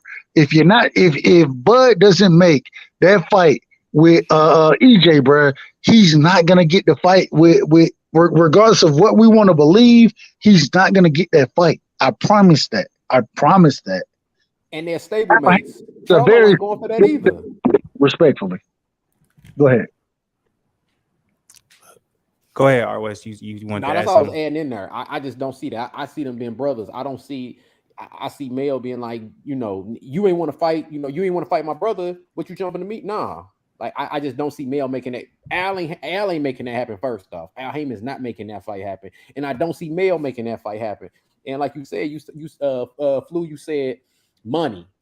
Which one is a bigger money maker? Earl versus Crawford or Mel versus Crawford? So if it was money, I want y'all to answer that. What do you think? To me, what do you think it's gonna be Earl. Bro. Earl versus Crawford is interesting. I'm not even gonna say because of the time. I'm not even saying it's the biggest fight in boxing anymore because I'll be honest with you, I really don't know. I'll be honest with you. If it was on the same night as Tank versus Ryan Garcia, I don't know which fight would sell more pay-per-views. Let's even bring it up a notch. Tyson I'm Fury a huge Deontay Wilder fan. versus 4 on the same night. Wait. Tyson Fury versus Deontay Wilder 4 on the same night as Terrence Crawford versus Earl Spence. What you watching? Hold on. I'm watching Earl Spence. Before we get, hold on. Before we get there, and I want to go there, I just want to say, Earl Spence is the bigger fighter because Charlo isn't a pay-per-view. He ain't on pay-per-view the way Earl Spence is, and I can't say that. It's like Bud ain't. Sorry. Exactly, and I can't say that Bud and Charlo is going to be on pay-per-view, but I can say that Bud versus EJ is going to be on pay-per-view, and because of that, then we got to say EJ is the bigger seller. But and then I'll digress and I'll come back and answer your question. My apologies. Are you good? You got anything you want to add to that, Young Zen? I just think people sleep on Crawford. You know what I'm saying? Like, he's the draw, to be real with you, because it's not like Earl Spence is gonna go fight Jermell. He's not gonna go do that. He's not gonna go try to do something historical like that because that's his boy, right? Terrence don't got no ties to nobody, so he can go up and fight a Jermell. And I honestly believe that's pay-per-view. People gonna tune into that. Y'all gonna tune into it. So why wouldn't other boxing heads do? So because we're boxing fans. Real quick, I heard a little laugh when Zen pointed out Terrence Crawford to be somewhat of a similar pay-per-view draw. So I wanted to pull up just kind of like the numbers. I'm a numbers guy. I can't argue. Yes, Errol Spence had more pay-per-view buy, but just off the recent of what we had, we talk about exposure. Another thing is too, when it comes to Terrence Crawford, everybody has to keep in mind Terrence Crawford was never a pay-per-view star because he was with top rank ESPN. Their model is not pay-per-views, it's television. It's free TV. It's free TV. It's ESPN. So you can't judge pay-per-view buys for Terrence Crawford. But for a guy who never had pay-per-view buys, it's interesting if we just so happen to pull up the guy up. I can't help it. Don't do it. Please don't do it. Don't do it. Don't do it. So we're gonna go ahead and pull up the Bud Porter event with the pay-per-view buys. They're showing a very meager 150K. I'm not saying that's good. It's not good at all. 150,000 approximately. Which fight is that? Sean Porter Crawford. Okay, because I see his most recent lackluster. I see 135. Right? But okay. 135. Either way. 135, 150. Neither is good, right? No, that shit totally different. 140. It was 147, wasn't it? No, not the weight class. I'm talking about pay-per-view buys. So 150, 135, whatever the case may be, not really good pay-per-view buys, right? Now when we show Earl Spence and Ugas, we got 240 pay-per-view buys. So we're talking about literally, in a sense, 180,000 more? 70, whatever the case may be. In a pay-per-view modeled structure, when it comes to a business, we sell pay-per-views. Is Earl versus Ugas doing 240 really that much of a greater accomplishment? But this is the thing. This is Sean Porter versus Terrence Crawford doing 150. This is multifaceted, right? Yes. The first thing that we have to talk about, because I want to make sure we're on the same point. The conversation we're having is: does Bud fight EJ or does Bud fight Mel? Am I correct about that? If I'm wrong, let me know. Yes, but it's all based off of what No. It's not the numbers, but I just want to make to be based on numbers. Always has to apply because all this is based off of money. But that's the conversation. So it's EJ versus Mel versus Bud against both guys, correct? Wait, say that again for me. Is EJ versus Bud is Mel versus Bud. Yes. All right. And so this is the thing. Even though you can bring the numbers up and say whatever you want to say about the pay-per-views, right? Mm-hmm. You can't bring me numbers for Mel Charlo pay-per-views. You can't bring me those numbers. The reason being is because Mel don't fight on pay-per-view, but EJ does. And so the bigger fight is going to be EJ versus Bud on pay-per-view. It's a bigger fight, regardless of what we want to talk about, money-wise, stature-wise. And the reason I say stature, yeah, if EJ, I mean, if Crawford can go up and fight Mel for undisputed, that's one thing. For him to do that, that means he got to sit there and wait for Tim Tszyu, and then he probably got to wait for Fundora as well because of the way the belt situation is working. Man, go fight EJ on pay-per-view, make the biggest bag for both of y'all, and get the fans what they want. That's what I'm arguing. Okay. Anything you want to add to that, or West? Anything you want to say? The only other aspect that I would add to it in terms of the pay-per-view buys is that when you hear the rumors, which I don't know what's true, I know everybody got their sources, and I don't know who knows what's true. Honestly, I don't believe nobody. I'm sure people are hearing stuff from their sources, but I have no idea if anybody knows anything true. The thing I like about Earl Spence is that he keep his stuff tight. No, I don't care what nobody say. All these people in their sources, nobody knew nothing about no Earl and Pacquiao fight until Earl posted it on his social media. That was not the buzz that I was, at least on the channels that I was on. That was not the buzz that I was hearing. So people and what they know about what's going on. But so the long story short, I say that to say this: if you talk about the difference in the pay-per-view buys, you also have to look at, okay, well, what's the difference in the dollar amount? That's at least $14 million. If you say between, what did you say, $180,000 or so? I mean, 180,000 buys. If you look at the difference in that and a pay-per-view that costs $75. So you're looking at that. So I mean, that's a huge aspect of it as well in terms of if Terrence Crawford wants a certain purse, and that's what's supposedly holding, which I say I don't know, but you know, some of the channels I'm on, they say that that's the holdup. So that's another facet of it as well in terms of these pay-per-view buys. And I respect all of it. I think no, I definitely respect, you know, your viewpoint that you're talking about R West. When it comes, you got to, obviously we're talking about pay-per-view buys. You got to talk about how much the pay-per-views are going to cost. That's going to come into factor how much is generated when it comes to revenue. I respect that. You know, both venues were sold out.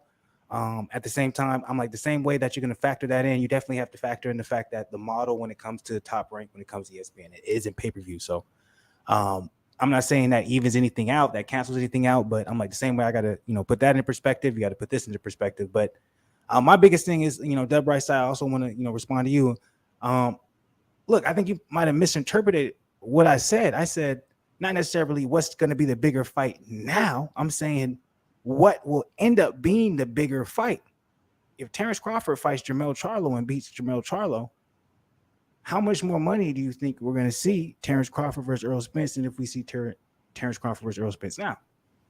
Because that's my point. So what I'm saying is Terrence Crawford isn't in a position where he has to say, oh, I have to take the Earl Spence fight, because he can go and fight Jermell Charlo, still have a big fight, and if he beats him, has an even bigger fight against Earl Spence.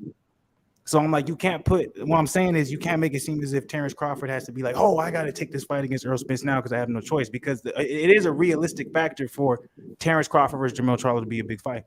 I can say that, and I'm not disagreeing with what you're saying, but what I will say is there's no way, and I'll put damn near any amount of money on it. What I'm about to say, there's no way Bud Crawford gets an opportunity to fight Mel Charlo if he doesn't fight EJ. If he don't fight EJ, I don't believe he gets that, because both of them are being quote unquote advised by Al Heyman, the PBC. And Al Heyman has been known to be, respect to Al Heyman, but he's been known to be a very spiteful individual. And if you screw him, i.e. Boo Boo Andrade, if you screw him, then damn it, it's hard to make a deal. If Bud don't fight EJ, Bud will not get the Mel Charlo fight. I guarantee it. Okay. I think you wanted to say something. Yes, respectfully, I do want to disagree with you, and I'm gonna give Bud his flowers. I don't think. First of all, I don't think that he's gonna get the Charlo fight for all the exact reasons that Right Side said. I don't see that happening.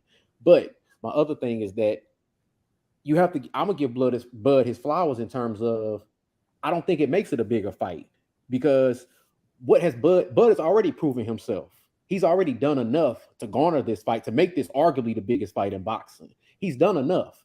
Him beating Charlo to me doesn't make it a bigger fight because of those reasons that Rice I said in terms of neither one of them necessarily been a pay-per-view star. I don't see how you get more eyes on that fight. Does it make it a more intriguing fight for us boxing fans? I think so. But the same people who are already going to tune, they're going to tune in anyway. I don't think it makes it a bigger fight because Bud has done enough for this to be a fight that people are saying this fight should be happening right now. And it's crazy. Real quick. Don't you think we should, like, everything is advancing now when it comes to boxing? Like, it's not necessarily about who we think is the best fighter or who we think has the most skill when it comes to being fan. Like, it's exposure, right? So we kind of see that from Usyk. Usyk is now just taking over. Like, he's becoming someone like us as boxing fans in the U.S. We don't really pay attention to something that's going on overseas. We're paying attention to Usyk. He's doing his thing. I know relatively it's kind of been always that way when it comes to boxing, but I think it's more so now. So I'm like, with that being said, it's like we can't not acknowledge the fact of what's going on in the sense of, like, okay, he is really sure. Do you kind of understand where I'm coming from? Does that make sense? I understand where you're coming from, but it still goes into the same thing we've been talking about. So if we look at Usyk, right, we see Usyk now, even though I agree with you, I think we kind of slept on him when he won originally. And then at all. But then when you start to watch him, if you're not paying attention to him, he got great footwork. He can fight, bro. Like he can box.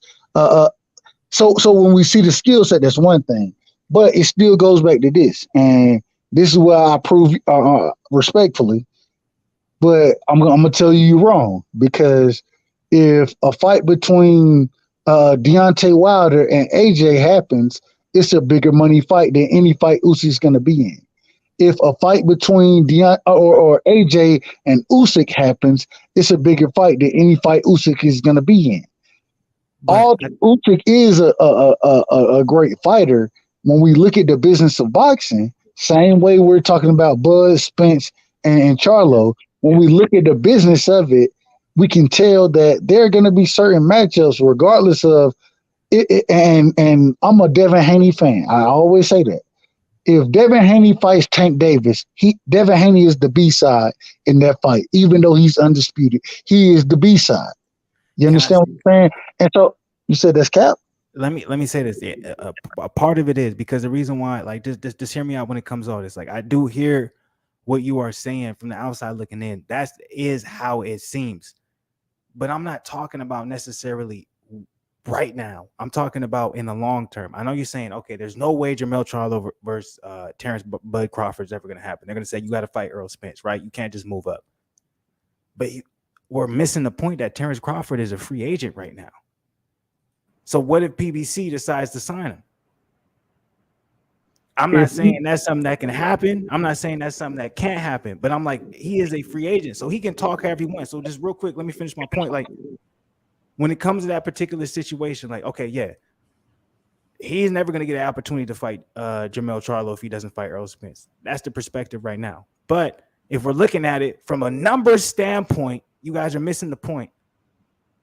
Tim Tszyu versus Jermell Charlo does not do better numbers than Jermell Charlo versus Crawford. We have to look at things in the perspective of what it is in that box. We're not comparing Jermell Charlo versus Crawford versus Errol Spence Jr. That doesn't make any sense. We're talking about two different weight classes. So what's the best opportunity? Okay, he doesn't want to fight Errol Spence. If I want to make the most money, then yeah, Terrence Crawford. And then if Jermell Charlo beats Terrence Crawford, you know how much more money is going to be flooded into PBC and Jermell Charlo being it. But you're missing the point. You're missing the point. I don't disagree with what you're saying. The point is that when we always have to, when we look at the PBC, regardless of what people want to tell you, the PBC is ran by the advisor, Al Heyman. If Al Heyman is running this situation, He's not gonna sit here and say, "Yeah, I'm gonna bring you in for a one fight deal." No, it's the same thing with Top Rank. Hold on, wait a minute. So for Top Rank to get Devin Haney to come fight over there, he wasn't able to come over there and say, "I want to fight for the belt, so I'm gonna sign with one." No, that ain't how it worked. So if you're gonna sign with me, you're gonna sign for a multi-fight deal. If you want to make this happen, if you don't want to make it happen, fuck you. Go do your thing. That's what these promoters are saying right now, and that's how they locking motherfuckers up. That's one of the reasons I salute Bud, is because Bud done always known his worth, and he fight for his worth. You feel me? I salute Bud for that. I love him for it. I disagree with some of the money moves he makes, but at the end of the day, his goals was him. Respectfully, go ahead. Real quick, anybody want to respond to that? Zen, you want to respond to that? Or West, you want to respond to that? Anybody want to say nothing? Any points? Nope, it's all yours. Zen, anything? And it's like, why people act like he can't do a 2 or 3 fight deal and just be like, all right, then after I fight Jamel, then I'm gonna fight Earl, and then after Earl, then who, Keith Thurman, and then after that, I'm done. Why can't fighters be confident in themselves? I want to see that. I want to see that happen. But that's what we see with Devin. Like Devin is not Devin Haney's. Oh, go ahead, Arwes. No, I was just gonna say, I guess, and maybe this is something I heard somebody misspoke, but I guess I thought I heard that Bud said he is not planning to sign a PBC. No, he never said that. Okay, all right. That was put out there in the reports. They did that. There was, like, I seen people report that, but that was never verbally said. Like, he's still a free agent. Like, and even if he would have put that out there, like, that's all leverage. Like, he hasn't signed with nobody. He's out there. He's floated. In my personal opinion, I don't think he's going to end up signing with anyone long term. He's going to like sign with like a 1 fight deal, a 2 fight deal, a 3 fight deal. That's probably what he's going to do from now on. And do a co-promotional thing. And he should. But if we look at Canelo, same thing I think about Tank. If we look at Canelo, what does Canelo do? He goes and signs 2, 3 fight deals for big bags. You feel me? But Devin Haney, he's following suit. People want to criticize him. He's following suit. To be on that same young level as he is. Go ahead. But I'm like, as young as he is, I'm like, people want to criticize Devin Haney. I'm like, he's 23 years old. He's doing the same thing Canelo's doing. Triple G now he's doing it. But if you say Devin doing it, then they're gonna tell you you're a fanboy, and he is though. He showed it. You know how much money he made from that Eddie Hearn DAZN deal? You know how much money Eddie Hearn offered him to re-sign with him, and he went with the Top Rank? If anybody, like, I'm in control of my future. Respectfully. If anybody knows, I know. I rock with Dev, and I was to tell you how much I rock with him. I said what I said earlier to be facetious, because the same way you can bring that point up and say that, damn it, they're trying to do it the right way, they're gonna tell you a fanboy, and that it don't matter how Dev doing it, he gonna get knocked out. He's chinny. This is what's gonna happen. But I do agree with you. Yeah, it'd be crazy, man. People be biased. I'm gonna say this though, because I'm like, it's getting like everybody. I'm gonna get everybody last point. Zen, you got anything you want to say to people? R West, go ahead. I just want to say it's an honor sharing the panel with you brothers. That's all. I don't have. Hey, I said all I need to say. I said it all. It was a good time. Go ahead, Dub. Anything? Absolutely, man. R West, my brother, love you, man. Salute to you, my brother in the building, man. It's a pleasure rocking with you, and to be on the panel with y'all, and y'all be able to educate me the way y'all do, especially in the sport of MMA. I appreciate it, and I got a lot of love for you. Black Goose, you know what it is. I'm rocking with you. Man, just much love to everybody, man. Much love to all y'all, and just thank y'all for listening to my nonsense. I know I ramble, but good, Doug. Go ahead. Appreciate y'all. Hey, this week, I don't know, R West, I know you be following MMA, to a certain extent, but Dub, I'm telling you, if there's ever a card, or at the very least the co-main event and a main event that you want to watch and you want to enjoy, it's gonna be this Saturday. I'm telling you right now. And I'm hoping I'm not wrong, because a lot of times I do that and then you end up watching this. Like, man, this shit this is the thing. So for me, it's a good weekend for this to happen. I don't know if you know the time of the card, but Eastern time. Do you know what time it kind of kick off? 10. Well, it'll probably be 10. The main card, and the main card usually got what, like 5 fights on it. Something like that. They like 5. So that's perfect because the Clarissa Shields is all female card. Oh, I forgot about that joint. That's this Saturday too. But it starts at like 2:30 Eastern time, so Oh, that shit should be fun by the time it kick off. If it is done, I'm definitely tapping in and I'm gonna watch the MMA with y'all, bro. That's my word. I'm gonna do the I'm gonna do the Fluence Lounge at least for the main event for the Clarissa Shields, Savannah Marshall, because everybody's saying Clarissa Shields is gonna get slapped. We'll see. They saying what? They Who's saying saying that? What? She gonna get slapped. oh my god, she gonna be. Where's she getting this from? You know, You ain't heard that? Come on now. What side of the boxing game you on? You know everybody's saying she's gonna they get slapped. saying Clarissa Shields gonna get slept. Slapped. I've been hearing the exact opposite. Pillow. My god. Okay. What you think? What you think, Goose? Goose, what you think, bro? I might be boosting a little bit, but she's gonna get slapped. You think Savannah Marshall gonna beat Clarissa Shields, bro? Oh, you saying what I'm saying personally? No, I'm not gonna give my opinion yet. I gotta look a little bit more into it. I'm not gonna lie. I'm just telling you. I'm just telling you what I've been hearing. I'm like, what I've been hearing is she finna get slapped. Hey man, I'm not hearing this. look, you got my man. I gotta send you my number, bro. Cause you hit me when you go live, bro. Cause I want to be live with you when you give this. I'm telling you, I'm gonna make sure at least for the main event, I'm gonna go live for that Clarissa Shields, Savannah Marshall, and then for sure, I want to hear your check out the opinion. MMA joint. I want to hear your opinion before it. No, I am. I'm gonna give the opinion for real. I'm gonna look into it tomorrow. I'm gonna be paying attention now from here on out.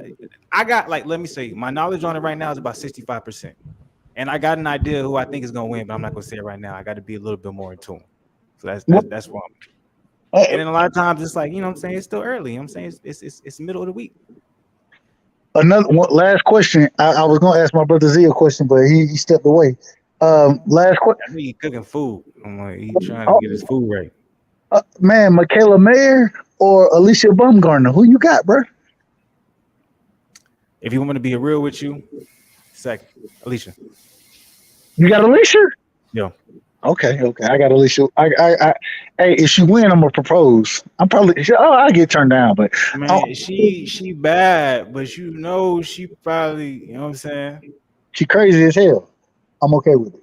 Put them hands on you. You say the wrong thing, you know what I'm saying? With a black eye. I'll figure out what happened. Hey man, good. Appreciate you, bro. I'm dropping off, man. Salute to you, man. Much love to you. R West, my brother, much love. Z, he over there cooking, but much love to Z as well, man. Appreciate y'all always letting me get up here and talk nonsense. Man, just make sure, hey, man, don't be on no cap shit. We're gonna be back. We're gonna be back later this week, whatever. But hey, on Saturday for real, man. It's gonna be a good card for the MMA side of the game, man. Check that shit out. It's gonna be a good time. Do me a favor, bro. Do me a favor. I know I don't do this shit often. Hit me up. Hold on. I'm about to send you my shit. Hit me up, bro. Email me. Just hit me an email. Man, I check my email probably 3 times a week, bro. Respectfully. Hey, my number is in the chat in the back room, bro. Hit me up, man. Okay, I got it. All right, I got you, nigga. We gonna get that shit on point. West, anything last? Go ahead. That's the wrong number. That's the wrong number. This nigga already fucking up. No, you good. West, go ahead. My last thing is Jason Tatum over J.R. Smith, and I'm out. Appreciate y'all, fellas. Hey. West, you gotta come back for a basketball to the Hawks get Zien up in this. You know what I'm saying? It's gonna beat the dog shit out of Boston, bro. I don't even rock with Boston. I hope they do. I'm just, you know, he from crib, so you know. J.R. Smith's better than Jason Tatum. Hey man, Jason Tatum can play, man. That I know, I'm talking shit. I'm gonna leave it at that. All right, anything you want to say, Zen? Sure. Y'all have a great rest of the week, y'all. Salute to the people. We out here. Appreciate everybody. Dub Right Side. Appreciate R West. You know what I'm saying? Appreciate you. We're gonna be back sometime this week, and then Rochelle, we're gonna be back for the Fluence Lounge on Saturday. Friday, probably gonna have something. Salute to the people. We out here.